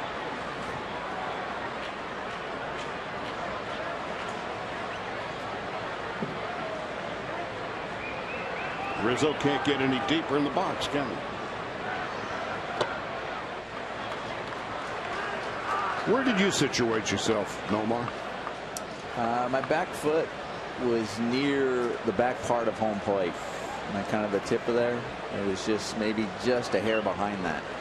So I wasn't all the way back in the box like that. But I would move. I would go closer to the pitcher, back. It would change depending on how good or how the different breaks and how they were pitching me. So I would make an adjustment.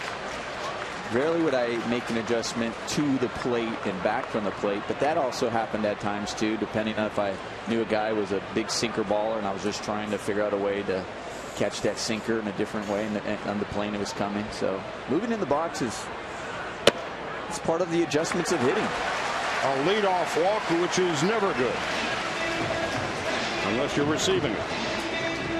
So that's the second walk given up by Greinke, and here comes Chris Bryant. Greinke at 94.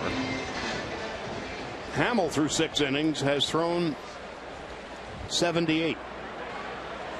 So the pitch count may soon become part of the story tonight. Bryant has struck out and he's walked.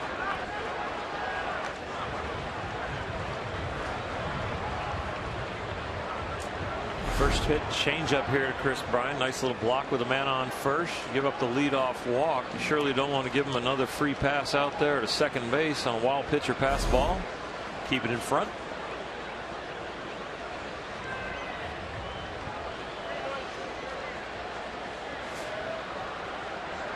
The shift is on for Bryant. There's a strike. All right, here's a snap quiz for both of you. Who has more stolen bases? Anthony Rizzo or Mike Trout? Anthony Rizzo. He's got 10 and Trout has 8. Yeah.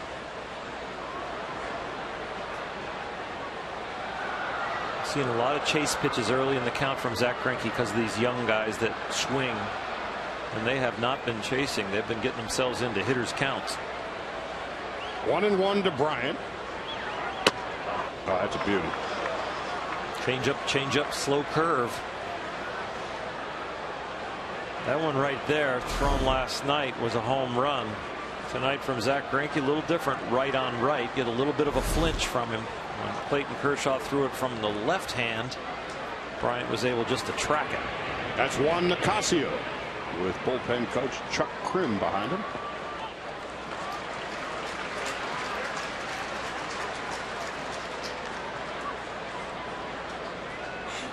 The most pitches that Greinke has thrown in a game this year, 110.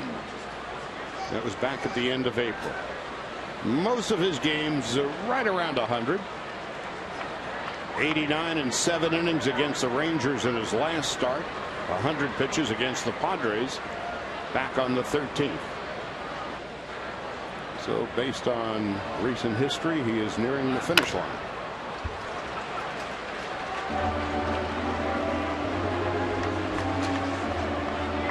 Greinke's not won a game since May the 5th. This is his 9th try to win his 6th game. His ERA over that time is going to be somewhere around 1.9. Came in at 1.99. Came in as a bargain at Woolworths. And he's getting less than 2 runs to work with per start. If this had happened to me, I'd need therapy.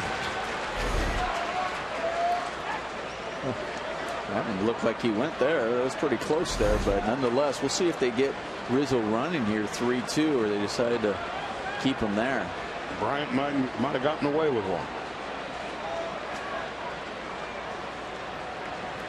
3-2. Bryant strikes out a lot. Let's see if Rizzo goes. He's not. Popped up. Eventually they've come out of the air because gravity always wins.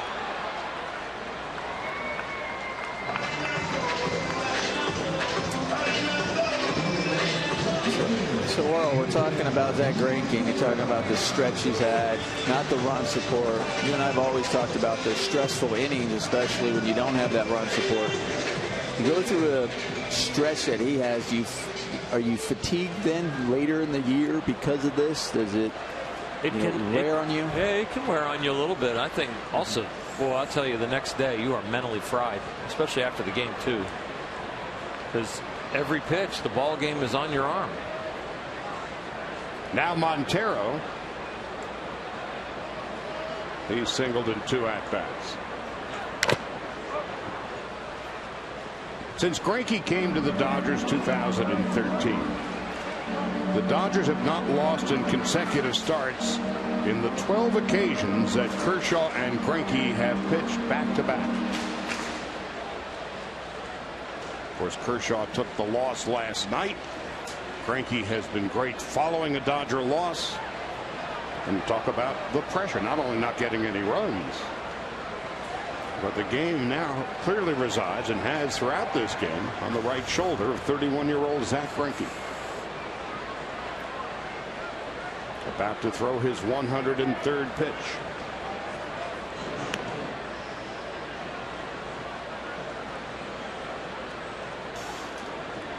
Grandal has thrown out 9 of 34 would-be base stealers. And Rizzo has stolen 10 out of 15. 1 out, 1 on. In the bottom of the 6th. The thing that is very stressful is the lack of run support. Zach's only got 12 runs over the course of these now 9 starts. The thing that's not as stressful is the fact that he's pitched so well, so there's less guys on base. And the other thing is, when you're pitching this well, you probably have mechanics that are very efficient and not as much stress on your body and arm. So you can have those starts where, you know, you give up 3, give up 4, you win the game 7-4, but it was really a stressful night on your body because you just weren't in sync.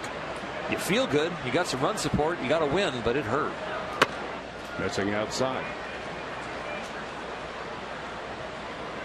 You remember back in spring, his right elbow was a quart low, and they injected it with a lubricant, which they do, I guess, with Greinke about once a year, and has shown no ill effect since, not by any stretch. Greinke's ERA on the season now, at this moment, is 1.71. And the count is 2-2 with Starlin Castro on deck.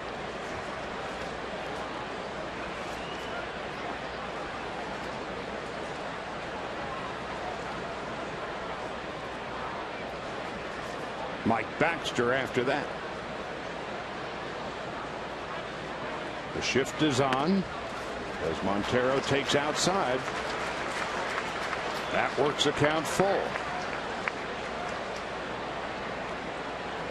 What he wouldn't give for a run. Just one.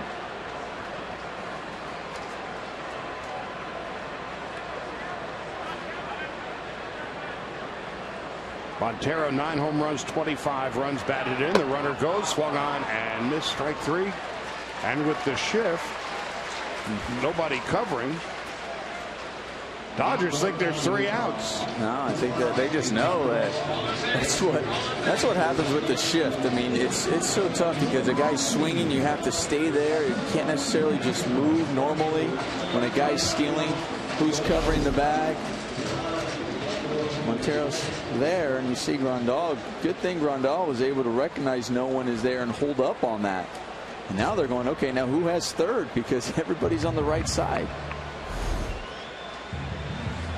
And that will be presumably the end of the line, but Mattingly wants to hear from Greinke. Can you go another?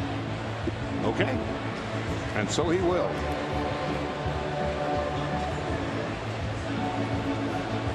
Well, if you're going to put a guy on the mound or leave a guy on the mound with a runner in scoring position, Zach Greinke is one of the best this year in the National League. 4th in the National League with runners in scoring position at 161 average. 107 pitches in.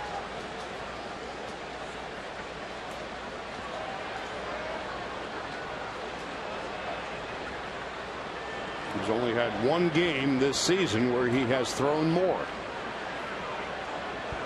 Castro is flied to right, flied to center, swings, gets his money's worth, and foul tips it. It's exactly what we've talked about early in the game. When you have a guy you know is probably swinging on the first pitch, you give him what he wants. He's a fastball hitter, but you put in a tough place to hit. Zach pitches him up, and Castro is not a good high ball hitter. And Paul Emmel takes it on his right shoulder. Home plate umpire in his 16th big league season. Castro, 5 home runs, 35 runs batted in. Takes a strike. And it's 0-2. 0-2, 0-0 game. You got 3 pitches to try and strike him out. He doesn't really need to even throw a strike even on the 3-2 pitch. He can look for the chase on any one of the next 4 pitches. Castro 282 with runners in scoring position. The 0-2. That's one that's down and away.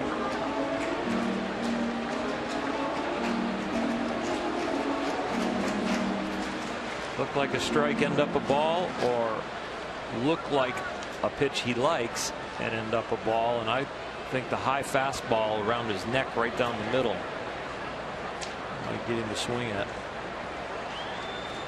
Rizzo, good speed at second. He's the lead run. Ground ball to short. Right at Rollins. Throws out Castro. The Dodgers get out of the inning. No runs, no hits, and the man left. When we come back for the 7th, Kendrick, Gonzalez, and Grandal will be coming up.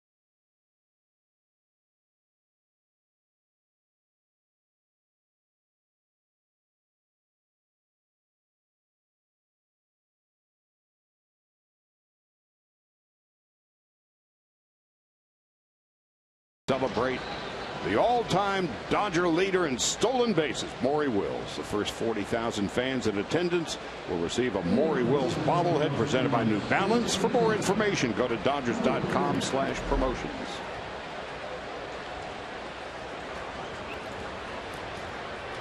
Greinke, a season-high 111 pitches. Nicasio continues to warm in the bullpen.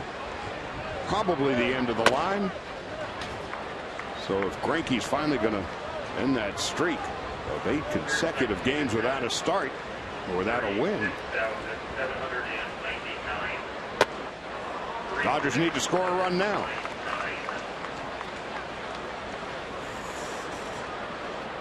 Kendrick tonight is 0 for 2. I don't think Jason Hamill's ever thrown a better game against the Dodgers in his career.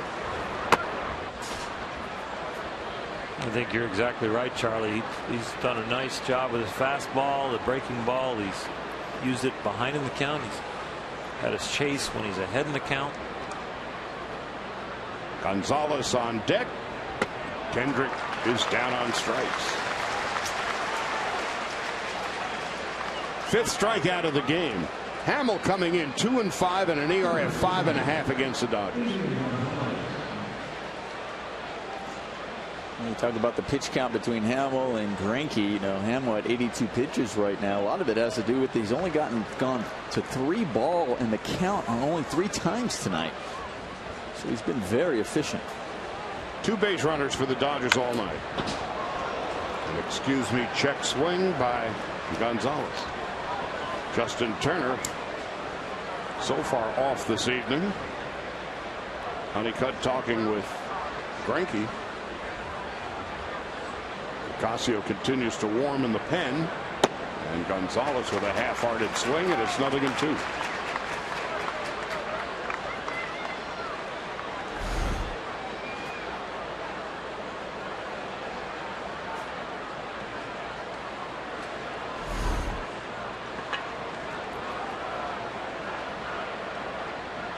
One out, nobody on in the 7th. Grandal on deck.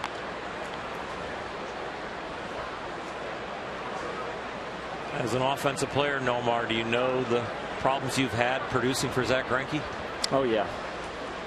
Yeah, everybody in that dugout, you know that you haven't been able to get runs for him. You know that he hasn't had a win, and plus you're probably even getting asked those questions from the media, like, you know, what is it? Why can't you guys put some runs up when Zach's on the hill?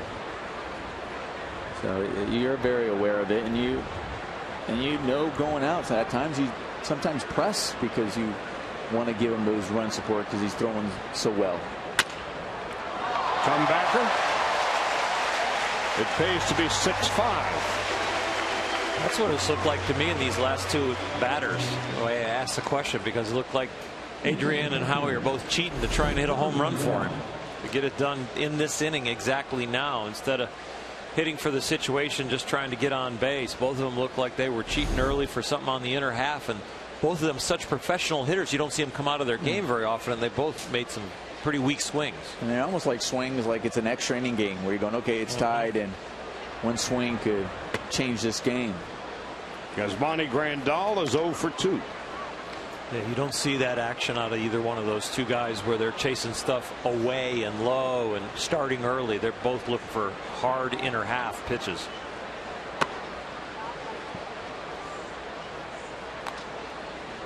Is there a logical reason why a given pitcher does not get runs? Or is it just one of those things that then begins to build on its own momentum or lack of same? Well, if it's Orioles, because you don't like them. But it's not. No, you know, it's no, there's really no explanation. I've been in teams like that where you're going, gosh, how come we just can't score runs for this guy? Well, what is it? And it's not for that reason that you don't like him. It's just it happens. And then there's guys that you score a bunch of runs for all the time for some reason when they're on the hill, for whatever reason that is. You just draw the short straw sometimes. But I think it does change, Charlie, when all of a sudden it's 4, 5, 6 starts, and now we're up to the 9th one for Zach if he doesn't get a run this inning. Because I think it does get a little mental. 3-2. Grandal down on strikes, and Hamill was pitching the game of his life. He has struck out 6, and this crowd of nearly 37,000 at the 7th inning stretch, watching a scoreless affair.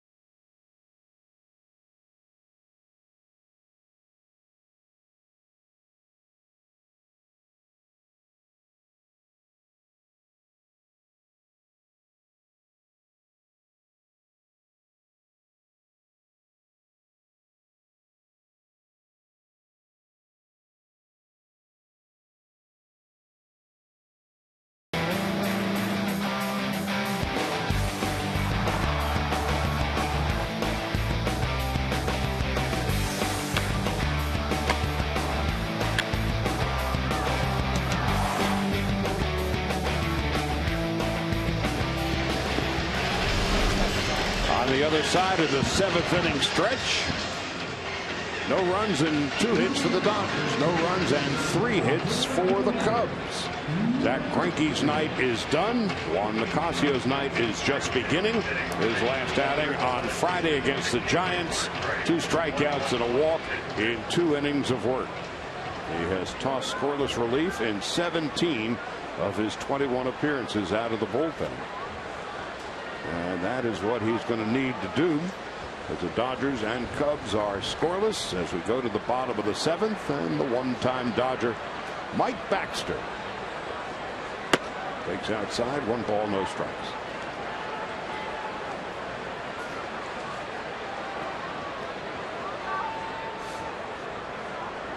Baxter, out of Archbishop Malloy in Queens, grew up a stone's throw from Old Shea Stadium and New City Field. Lives in Nashville now. Why does he live in Nashville? Went to school at Vanderbilt, which has now become one of the preeminent college baseball powerhouses. Baxter has flied to center, taken a call, 3rd strike.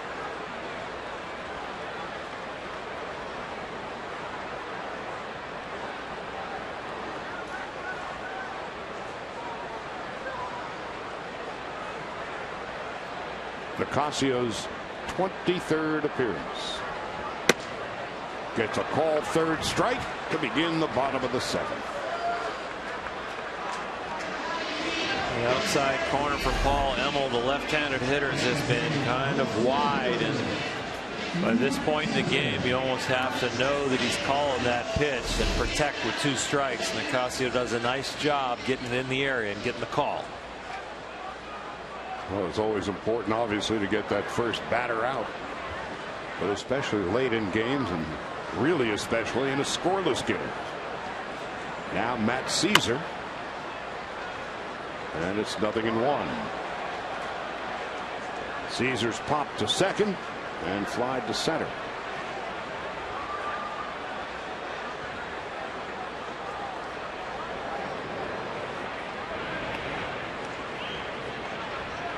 Adam Libator, who gave up his first big league home run last night, getting back in the saddle, warming up in the pen.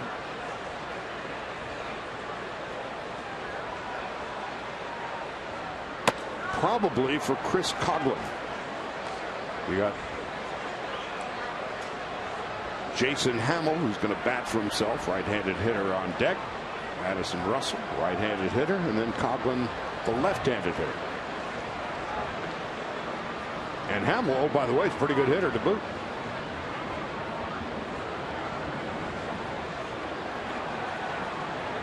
Adams up there, even though he's not throwing seriously, but he's throwing enough that if they do decide to hit for Hamill, make Joe Madden think twice about what he wants to do.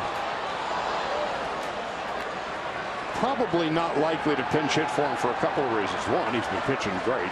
The bullpen is beginning to warm some. But let's not forget Dexter Fowler injured his ankle last night.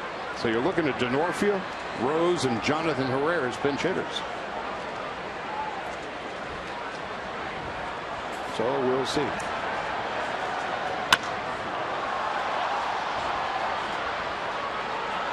Peterson.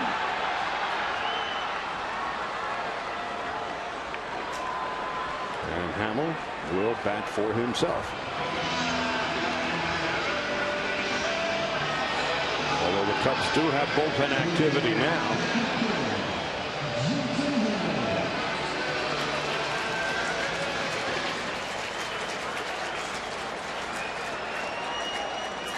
Hector Rondon. They just put him down. They're going to say no. There was a possibility of letting Hamels hit for himself, but also going out there. But no, thank you. Oop. Oh, look at that backhanded stab by Rollins, and he gets Hamill and Nicasio perfect in the 7th.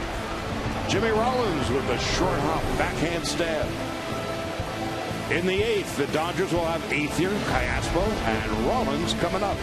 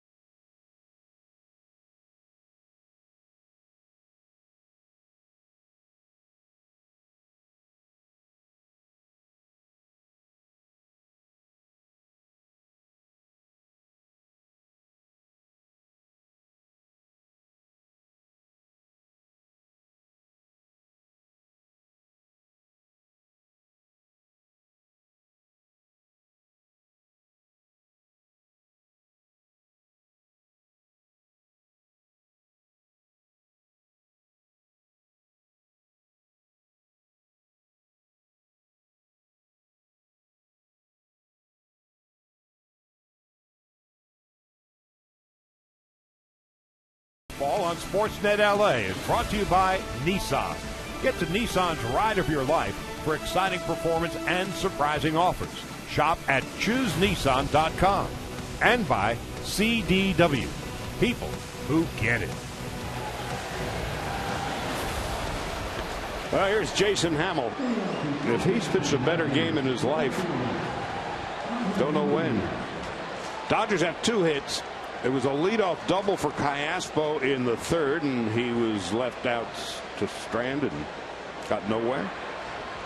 And then a 2-out gift triple for Yasiel Puig as it dropped between the center fielder Caesar, the right fielder Baxter, and the second baseman Russell, lost in the twilight. And that has been the sum total of the Dodger offense. Hamill delivers low, and it's 1 ball and no strikes. Ethier's been struck out twice. So Hamill has struck out 6, 2 hits, and now just his 95th pitch of the game. 2 balls and no strikes. Back on April 27th against Pittsburgh, Hamels went 8 innings, gave up 4 hits, no runs, no earned. It was his 3rd career start, going 8+ and giving up 0 earned runs.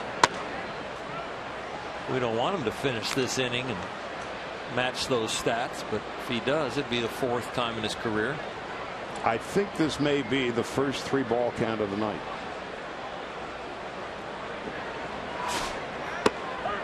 Three and 1. Reinforcements not too far away for the Dodgers. Paco Rodriguez and Pedro Baez each through a scoreless inning for Oklahoma City tonight. They get closer. Now 3 and 2.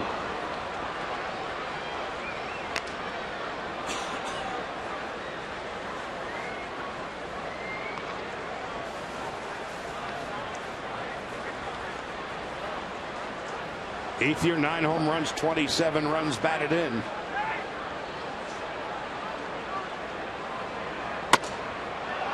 First walk of the night for the Dodgers. A leadoff walk at that. The first building block.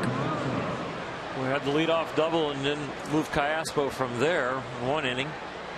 Now the leadoff walk. Let's do a better job. With the Dodgers starving and thirsting for runs, might there be a hit and run? Might there be a sacrifice? Might there be something?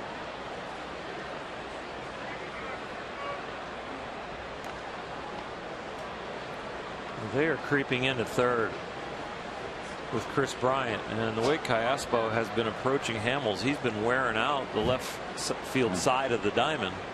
It's not a bad time to let him think you're bunting and then just slash something down there on the ground hard. Double to left in his first at bat. Squares, bunts it up the first base line. Mission accomplished.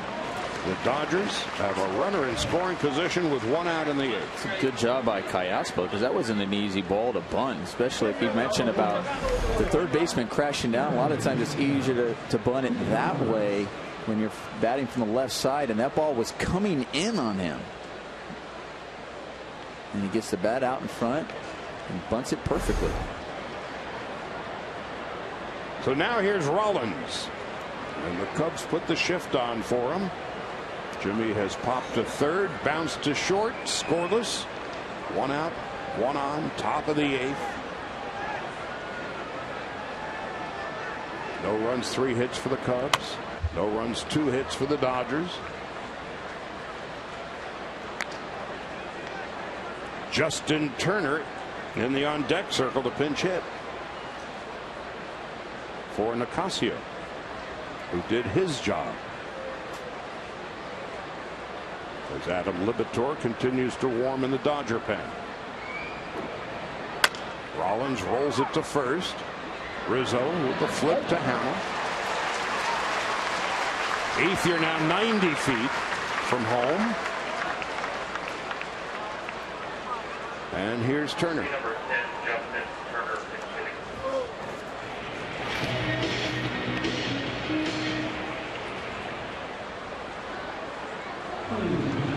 Joe Madden. No, that's Chris Bosio coming out. And he's going to invite the entire infield in.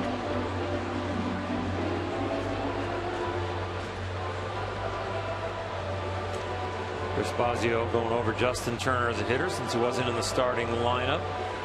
Jason Hamill out there has gotten a lot of great advice from Bosio. He's helped Hamels. He's helped Arrieta. Or Jake Arrieta. Real pitching well for their starting staff also.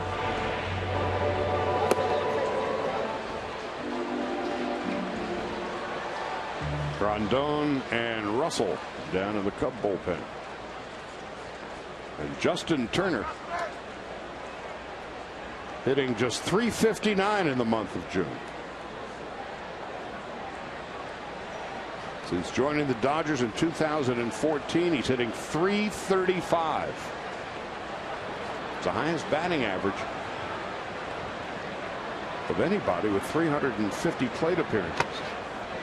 And as a clutch hitter, he's been among the best.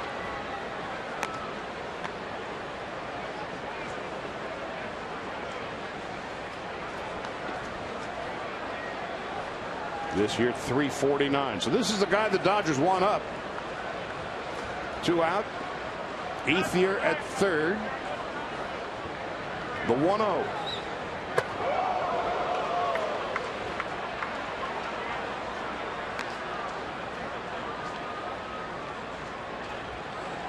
Game on the line, man on third, and overthrow a breaking ball, and it slips out the top of your hand.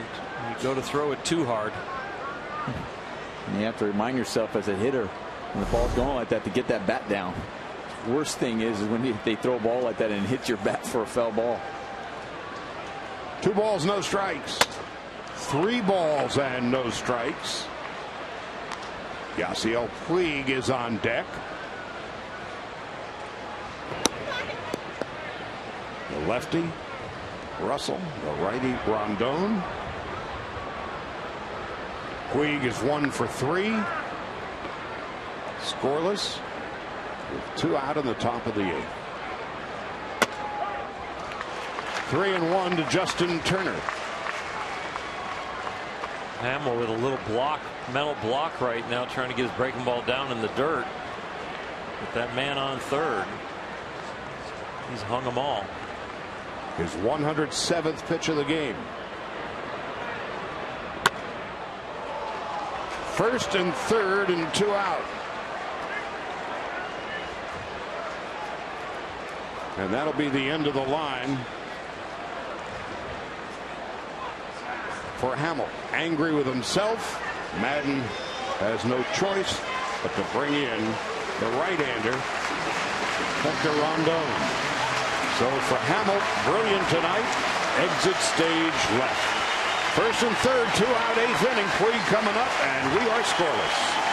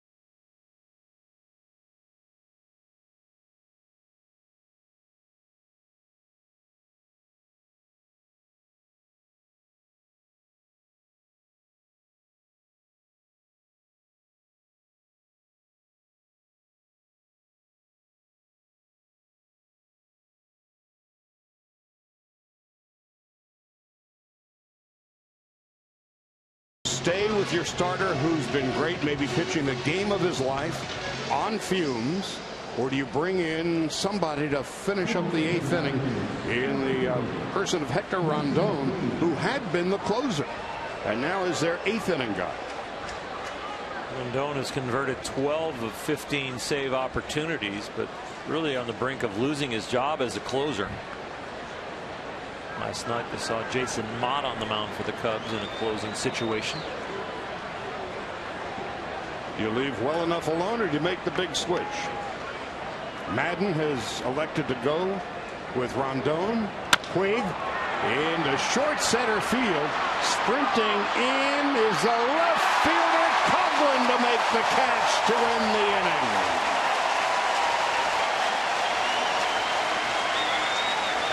So Coughlin, Rookie of the Year 2009 with the Marlins, saves Rondon and the Cubs as everybody veers off and veers away.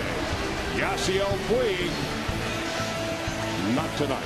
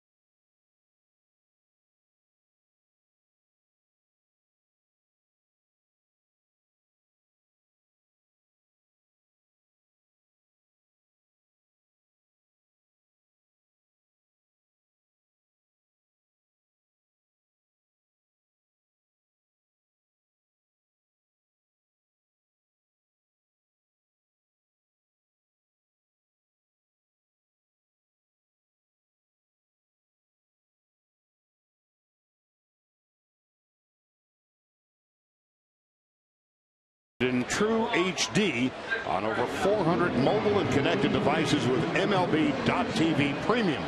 Real-time highlights, live look-ins, pitch tracking, widget, and more. Every night on every device. Blackout and other restrictions apply. Visit MLB.TV for details.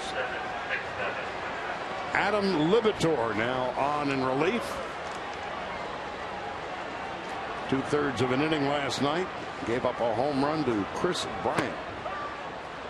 Addison Russell leading it off for the Cubbies in the bottom of the 8th. For the Cubs, this is their 69th game of the year. 29 of the 60, or 68, have been decided by 1 run, so they're used to it. They're 17-12 in 1-run games, the Cubs. The Dodgers are 10-12. The Libator will be facing Addison Russell, Chris Coughlin, and Anthony Rizzo. Russell 0 for 2.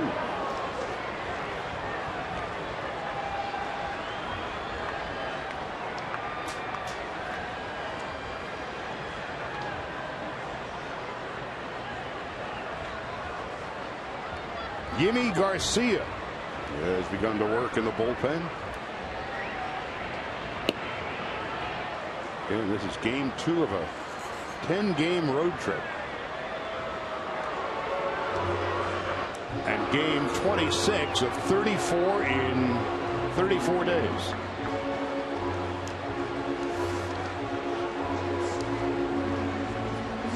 The road has not been kind to Mattingly's club. 12 up and 19 down.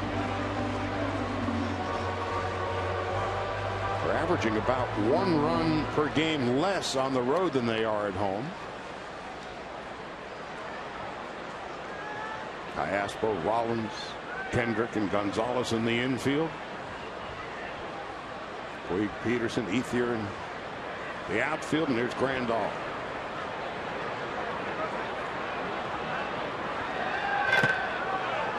Two balls and two strikes to Addison Russell. When you're in a 0-0 game, you start thinking about who can end it with one swing of the bat. Addison Russell's got 5 home runs. Coughlin on deck 8. Rizzo behind him with 15. They happen to get to Chris Bryant. He's got 10.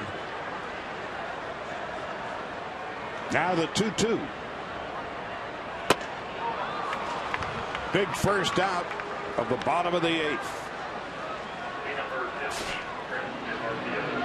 Like Yasmani Grandal went out to the mound, Nomar, and said, I don't want to come in at this point, a 0-0 game. Let's stay away the next 2 pitches. And that's where he lights up the corner. Well, one thing is asking him what he wants. Second thing is executing. The Liberatore did a good job on that execution. Pinch hitter for the Cubs, Chris DeNorfia, who's been awfully good in the clutch. The pride of Bristol, Connecticut.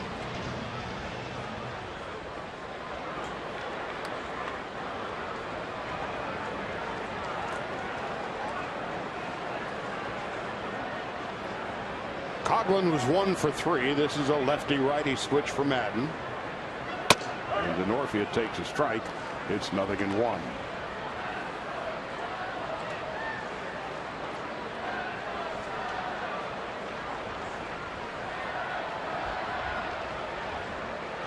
We're at the point of the game now where every pitch counts.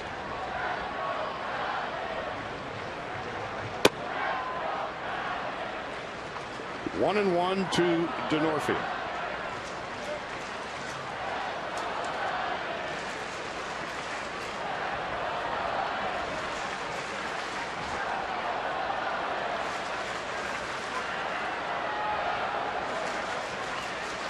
DeNorfia 317 on the year.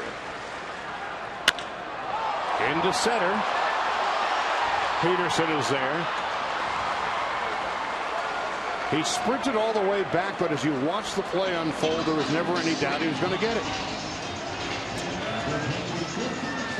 No, Charlie. I mean, we talked about on and on about the jumps he gets right off the bat. And he just turns, sprints, and he just knows exactly where the ball's going to be.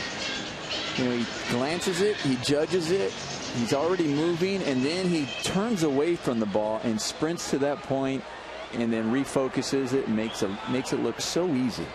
Now Anthony Rizzo. Rizzo has singled, flied to center, walked, and stolen a base. Still scoreless, 2 out in the bottom of the 8th. Straight in the air. Rollins behind second. And Liberatore couldn't have been any better, retiring the Cubs in order.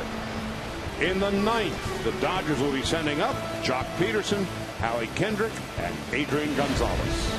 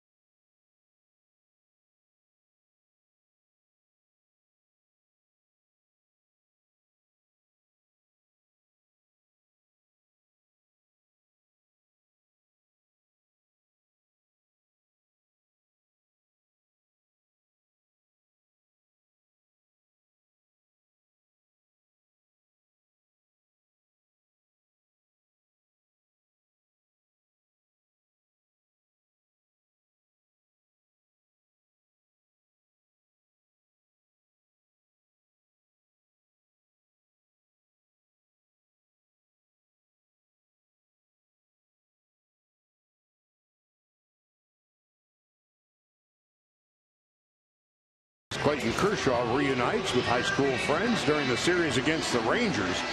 Oh, and this is batten down the hatches, buckle the seatbelt. Catch a foosball showdown between Adrian Gonzalez and David Vassegh. Vassegh tried to outrun him. Now he's trying to out-foosball him. Don't miss Backstage Dodgers Thursday at 7 right here on Sportsnet LA. Foosball, huh? It was a dark and stormy night. We're going to go from foot speed to eye-hand coordination. From foot speed to foosball. What a great challenge, David. Here's Pedro Strop pitching the 9th against Peterson with Kendrick and Gonzalez to follow. And there's a strike, 0-1 to Jock, who has struck out, robbed of a base hit by Addison Russell, and he popped to short. Cubs have the shift on for him, and big rip. 0-2. Peterson with 19 home runs and 36 runs batted in. Hit one in the 9th last night. Chris Denorfia has taken over in left field for Coghlan, for whom he pitch hit. Peterson did not go around. Gets a reprieve from the governor, Jordan Baker, the third base umpire. Oh. He's that pitch in the dirt, and you see that, okay, he was close. That gonna make sure he holds up there, and it's like, yep, he's definitely able to. Pedro Strop, first batter he faces, strikes out Peterson. Second time Jock has gone down on strikes.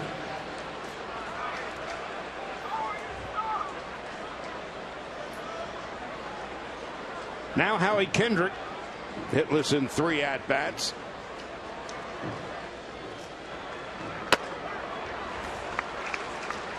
Oh for 4 last night, 0 for 3 tonight.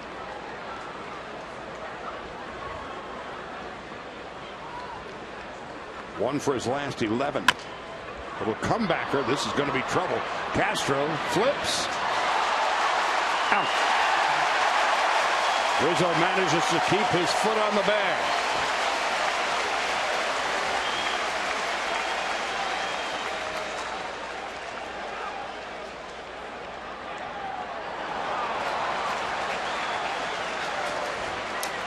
Dodgers were flirting with the notion of a replay request. And this was a fine play on 2 fronts. One by Castro here to get to that ball, and then Rizzo staying on the bag.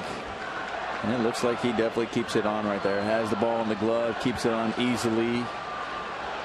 Makes a fine play over there. Gonzalez bangs a base hit into left center field. So the Dodgers with a base runner. But the 5th of the night. 2-out single to center for Adrian Gonzalez. And here comes Yasmani Grandal. 0 for 3.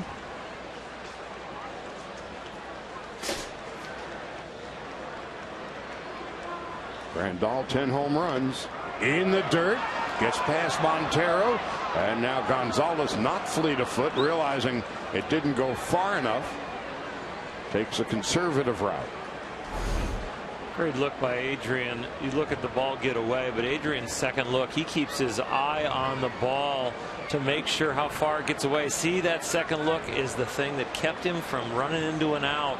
Staying with it, understanding his foot speed compared to how far the ball needs to get away. Good piece of base running. 2-0 to Grandal. Ethier is on deck. So many places he has to be heads up because a guy with faster foot speed has a better secondary lead, get out on his front foot so they're closer to second base when the ball gets away. But Adrian can't take that big a secondary lead and get back to first. Now 3 balls and no strikes. Andre Ethier is on deck. The lefty James Russell had been warming up earlier. He is not.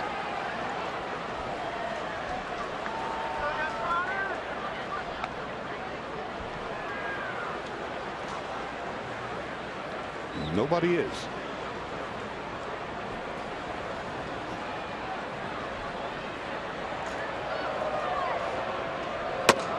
Grandal takes a strike, 3-1.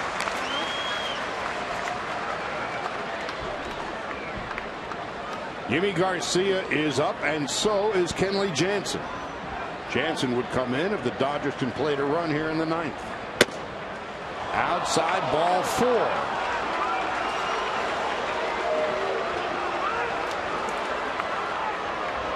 Corner has been wide to left-handed hitters, but this one is outside, and he doesn't get the call.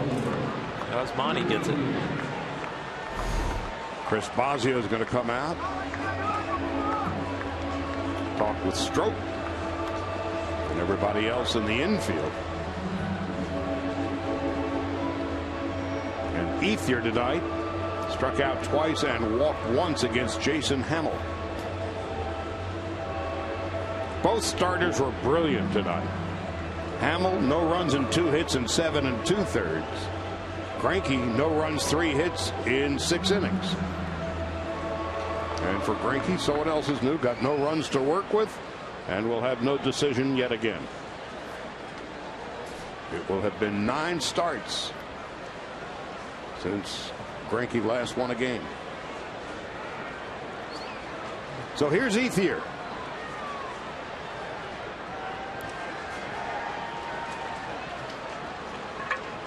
Gonzalez hardly fleet of foot at second base.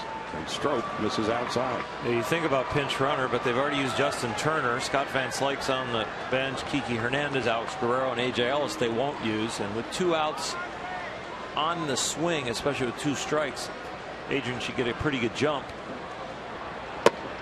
And you don't want to lose his bat. Or his glove if he happened to go up here as well over there at first base. You don't want to lose it next innings for sure. Gonzalez at second. Grandal is at first. 2 balls and no strikes to Ethier. 3 balls and no strikes. And right here, Andre really has to keyhole him here. I wonder if they're giving him the green light, but if Andre can get something that he really believes he can drive, let it fly. The Dodgers have walked more than any other team in the National League. They're averaging not quite 4 walks per game. They've been walked 3 times tonight. And Ethier takes a strike, 3-1.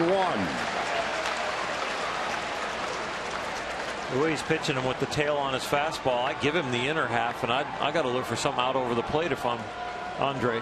You know, when you're ahead of the count, it depends on where your strength is and how you feel. If you think it's the inner half, you still have to look there. Don't give in just yet to him. 3-1. Backhanded by Russell, flips to second for the force out. The inning is over. Ethier breaks his bat and breaks his heart too. Chris Bryant, Miguel Montero, and Starlin Castro to bat for the Cubs in the bottom half of the ninth.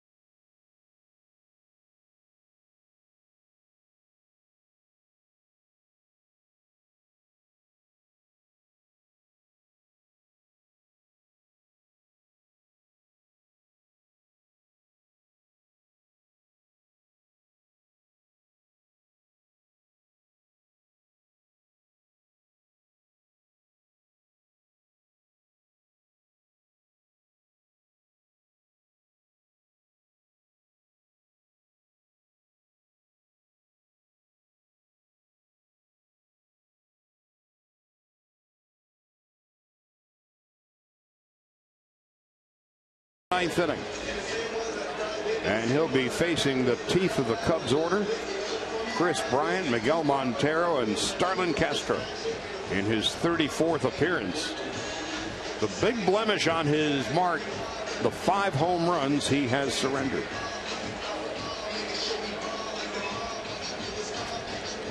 When Yimi started the year, boy, was he hitting every spot. Catcher's glove went up. It didn't matter what quadrant they put it in. He hit it and right on. But lately, as he battled his way out of this slump, he's been missing his spots, sometimes even completely across the plate.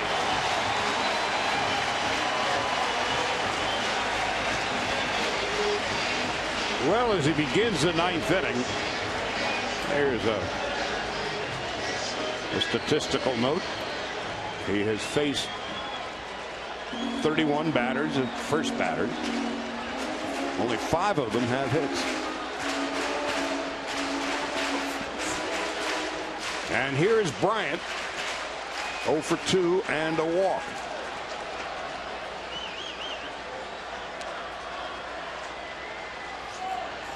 First pitch.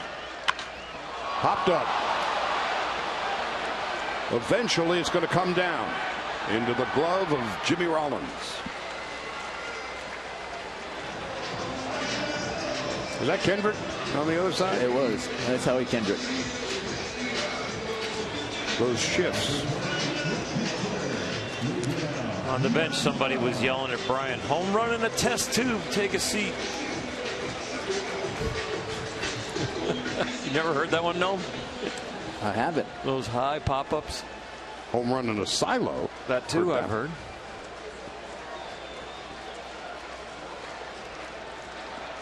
Now Montero 1 for 3.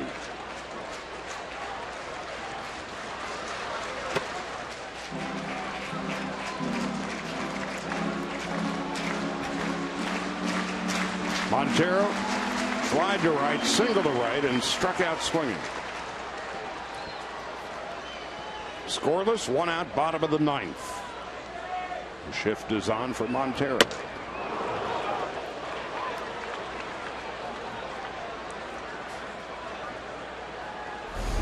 Good fastball blown away.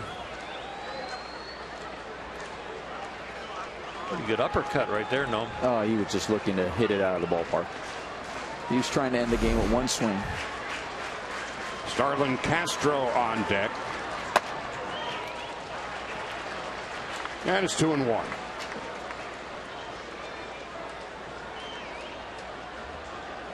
Castro hitless in 3 at-bats tonight.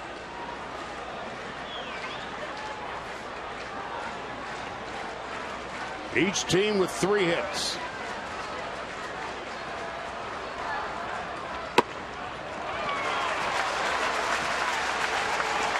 Now 3-1.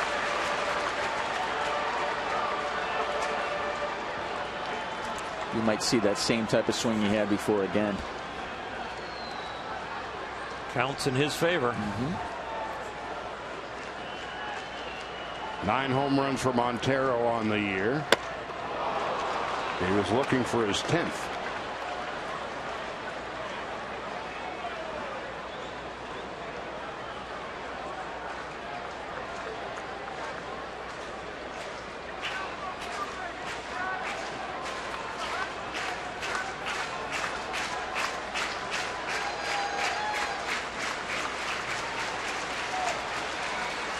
Three and 2, 1 out, bottom of the 9th.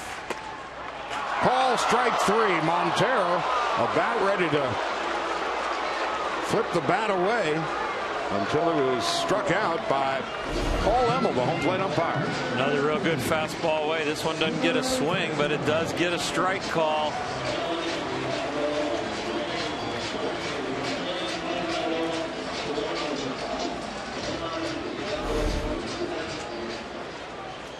So Garcia can breathe a sigh of relief as Starlin Castro steps in. Castro 0 for 3. Into left field, and Ethier's right there. And Garcia with a clean 9th inning. In the 10th, Alberto Callaspo, Jimmy Rollins, and a pinch hitter.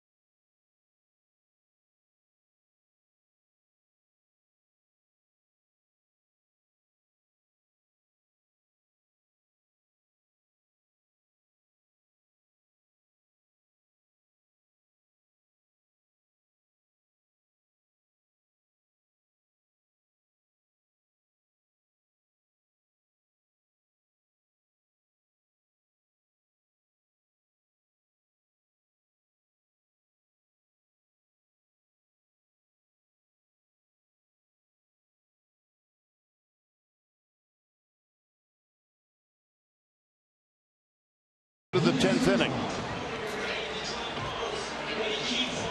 Mott with a save last night, although he gave up a home run to Jock Peterson. Cubs have fared much better in extra innings. In fact, Joe Madden's club in one-run games this year, 17 and 12. Dodgers 10 and 12 in one-run games.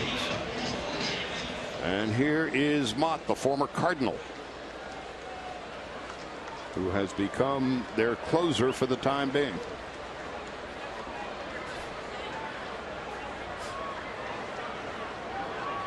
Alberto Callaspo leads it off, and the Cubs are playing essentially straight away for him. Bryant shaded toward the line at third. Rizzo shaded toward the line at first. And the outfield is shallow for Callaspo. Into right center field, but it's going to be tracked down by Matt Caesar.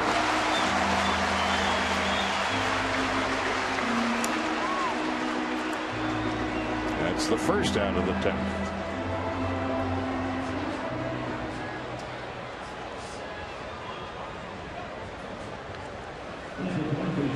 Here's Jimmy Rollins. 0 for 3 tonight. Popped to third, bounced to short, and bounced to first.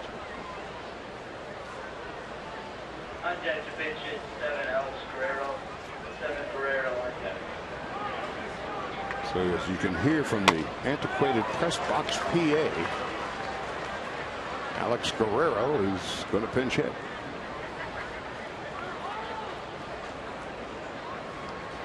Up until the late 60s,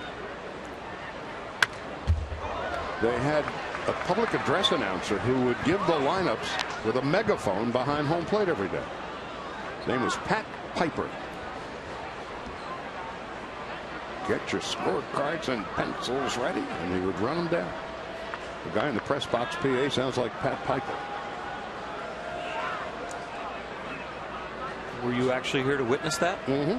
Did he do it in both directions? Or He just do it once? He's right behind home plate. Marlins down on strikes, and he would get the old megaphone up to the heavens, where Pat is now. There's 2 out, and here's Alex Guerrero to pinch hit.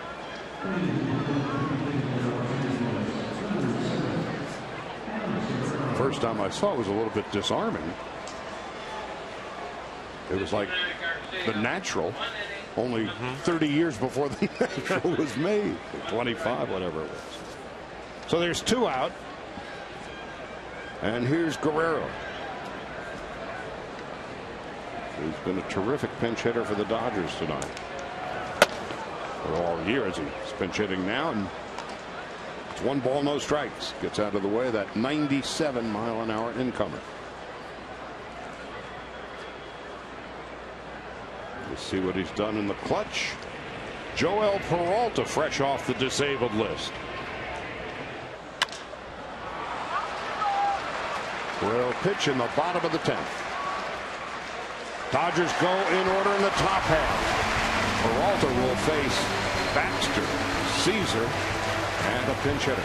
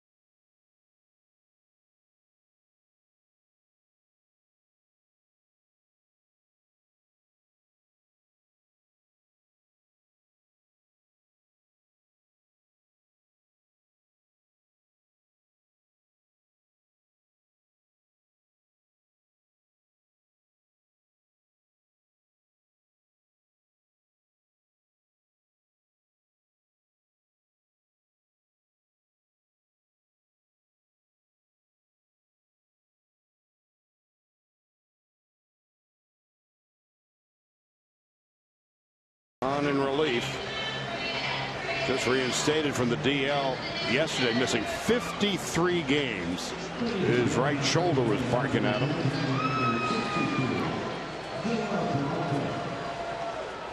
Hasn't pitched since April the 23rd. He is a leader in that bullpen. Very well respected.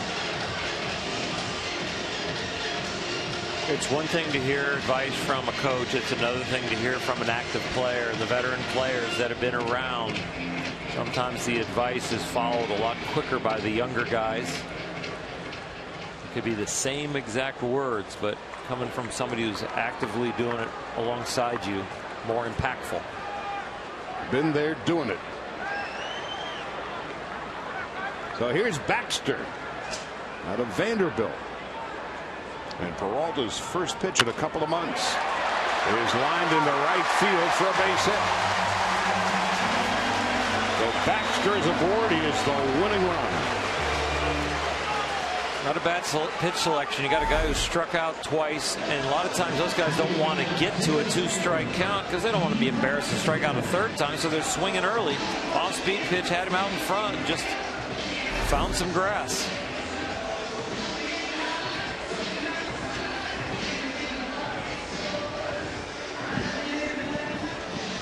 Peralta, of course, pitched with the Rays, and Andrew Friedman picked him up along with Adam Libator. A trade that sent Dominguez to Tampa. Matt Caesar hit a home run last night.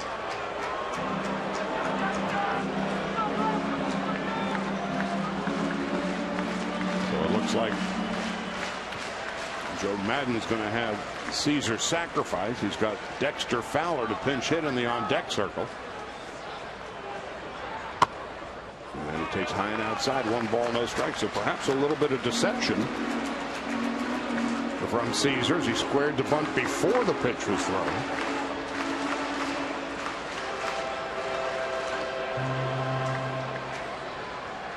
Cubs are 7-3 in extra innings.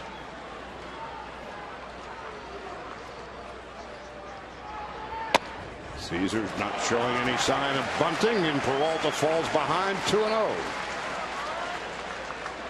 That pitch was close. I mean, you get into these situations, you don't want to get squeezed if you're the pitcher, and you want the borderline call to your way if you're the hitter. That ball looked perfect.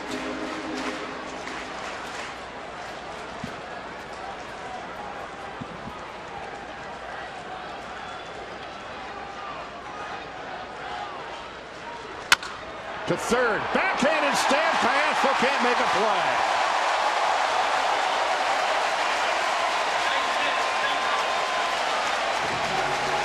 Winning run now in scoring position. The scorcher that kicks off the glove of Castro. Well, Castro's in, anticipating the bunt, and this is just a rocket to his right.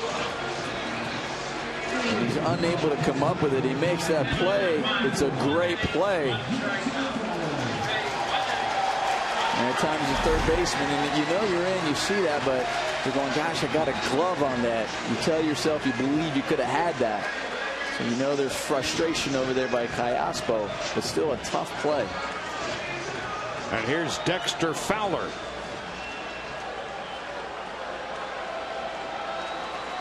Fowler injured his ankle last night sliding back into first base. Came out of the game. And here he is with a chance to win it.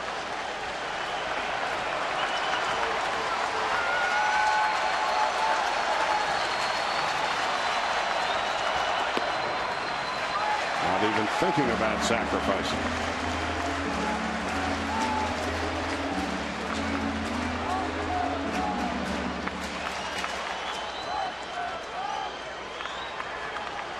Scoreless in the bottom of the 10th.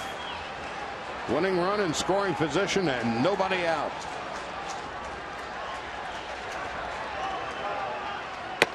There's a strike. 1-1.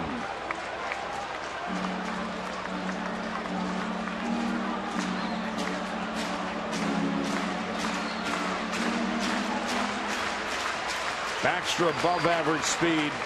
Not a burner at second base. He's the winning run. Caesar is at first. Peralta on 1-1.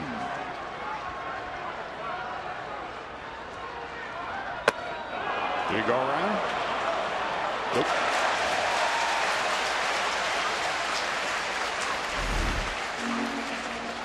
Does he go? No. I'll tell you what, the strategy right here, this is a generational thing right here. The sabermetric stuff as far as bunting and giving away an out. I mean, in my generation, this is a guaranteed bunt situation. Joe Madden electing to just swing away.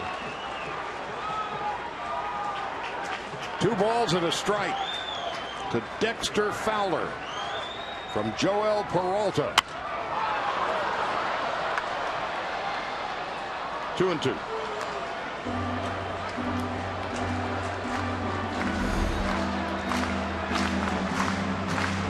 There's that breaking ball. That's one that's up in the zone. I think Joel got up way with one there.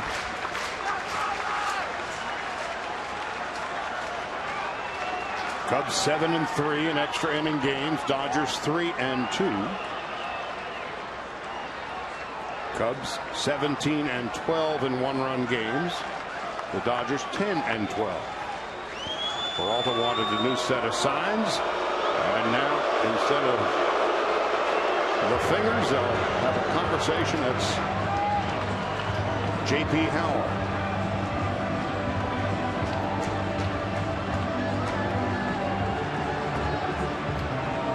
Who's now being asked to sit down. And Kenley Jansen will warm up again. Kenley was tossing next to Yimi Garcia before Yimi came in, just in case the Dodgers would have scored, so he's already real close to being hot. The 2-2 from Peralta to Fowler. Instead, a fake throw to second. Could be a small delay right there for Kenley.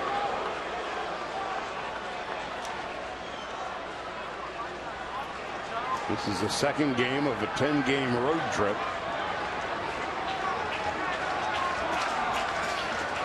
No days off until a week from Thursday. The 2-2 from Peralta.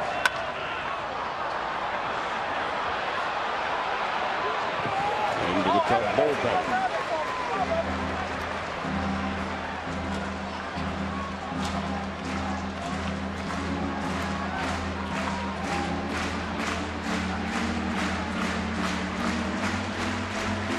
Dexter Fowler, ex of the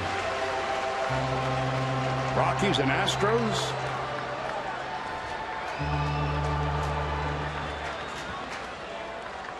With a chance to win it for the Cubs with Mike Baxter, the winning run at second base. Caesar window dressing at first.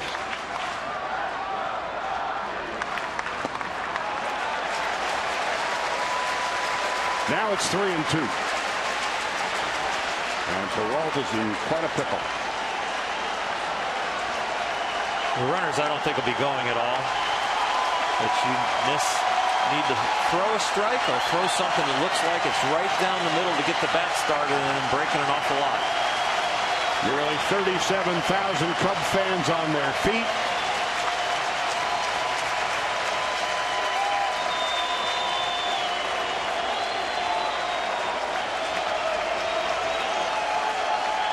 Singles for Baxter and Caesar. Nobody out. Bottom of the 10th. Here comes the 3-2. Bases are loaded.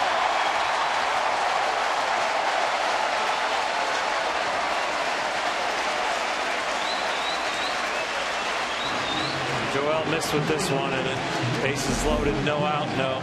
Now you see, first of all, the pitch might be close on pitch tracks, actually comes across as a strike, but when your catcher sets up low and away and you miss all the way across the plate. Kenley Jansen is going to come in with the bases loaded, nobody out. And one wonders if Mattingly might employ 5 infielders. He's done it before in similar situations. So Peralta's first appearance in a couple of months didn't work out well. We're going to take a break. When we come back, Addison Russell for the Cubs, Kenley Jansen for the Dodgers. Bases loaded, nobody out, bottom of the 10th.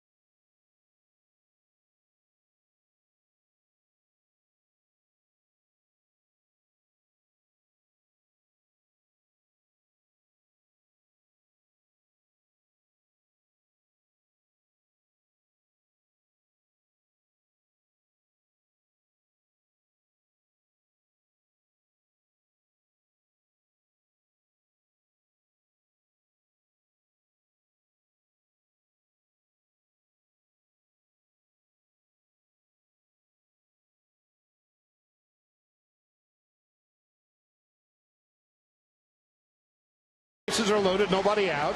Scoreless in the bottom of the 10th. Infield is in, outfield is in. Ethier, the deepest of the 3 in left for Addison Russell, who is 0 for 2.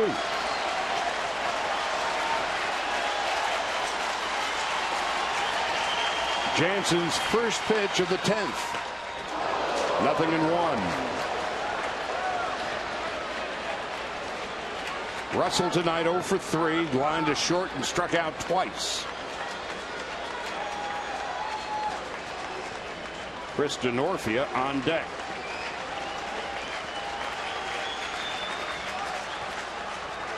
One and one.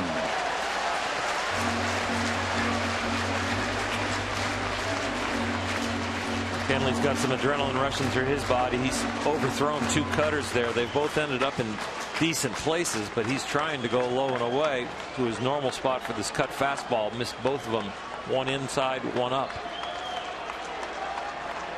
1 and 1, 2 out. Baxter the winning run at third.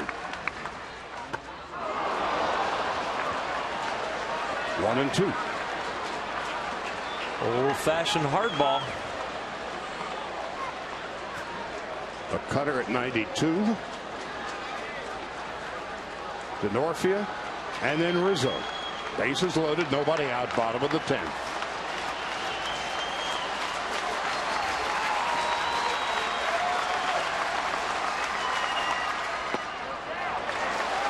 Two and two.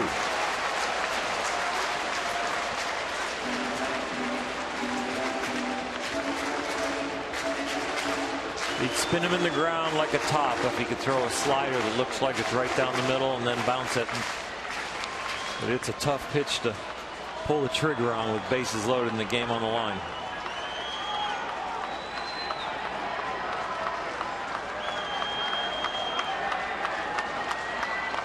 Two balls, 2 strikes. Russell just foul tipped it.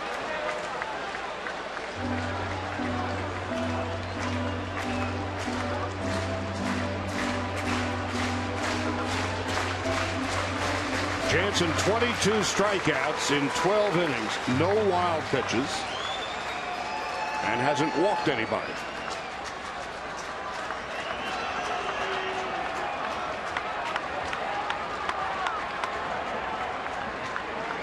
Everybody standing inside Wrigley Field, except the folks in the front row.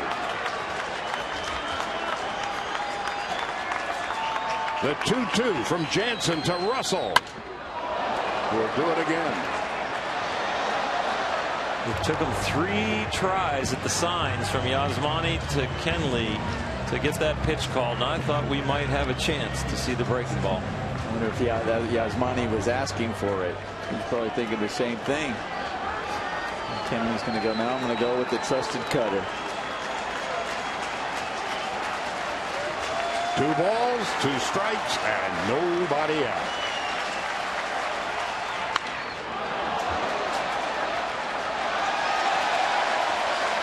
If there's a time to pull the trigger on it, the breaking ball right now. He's in swing mode. You've got 2 foul balls on balls where they started near the middle of the plate.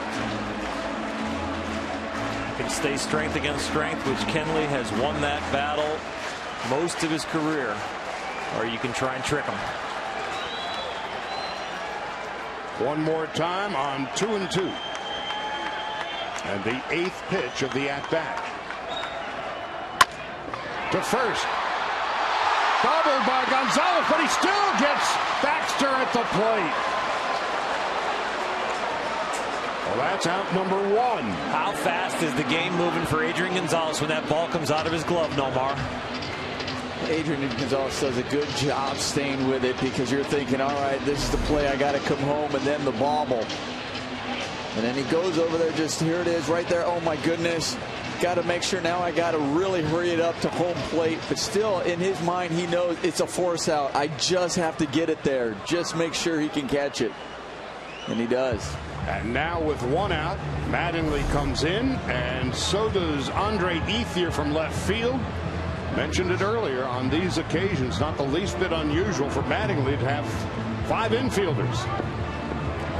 It'll be interesting to see which side of the field he puts them against the DeNorfia.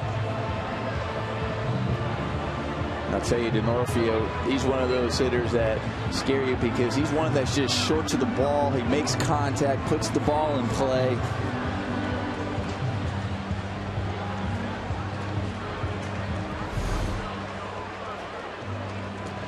We have to take a look at Russell coming out of the box, and with that bobble, now he has to duck, get out of the way as Adrian Gonzalez throws that ball home. The throw had to cross the base path, because Adrian, when he bobbles it, gets in almost into foul territory. Yeah. So the right side of the infield is populated by a couple of left-handers, Gonzalez and Ethier. Kendrick, Rollins, and Callaspo on the left side. Peterson and Puig in the outfield. He had Adrian Gonzalez kind of telling them where to play, making sure Jock, instead of leaving center field open, leave left field wide open, play in center field. And Puig out there and right. Hoping that Denorfia can't pull it. Inside, 1 ball, no strikes. So the winning run now at third base is Matt Caesar. As a pitcher, Kenley Jansen has a whole bunch of stuff going on around him that he's never had, and he has to stay in his own mind and just pitch his game. Forget about the fielders. 1 ball, no strikes to Chris Denorfia. There's a strike just at the knees. 1-1. It's not just the knee, it's the hollow of the knee, and Kenley gets the call.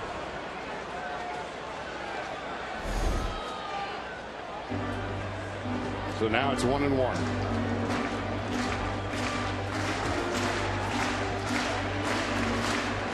This is what makes this game of baseball so special. No clock, no time limit. Each pitch now crucial. Scoreless in the bottom of the 10th. 1 ball, 2 strikes. Denorfia on the year, .313 with a home run and 7 runs batted in.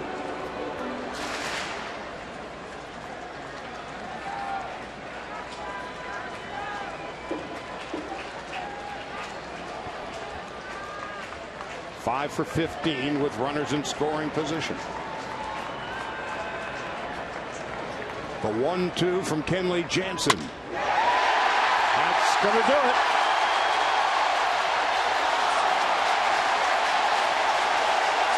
Matt Caesar crosses the plate. A sacrifice fly for Chris Denorfia.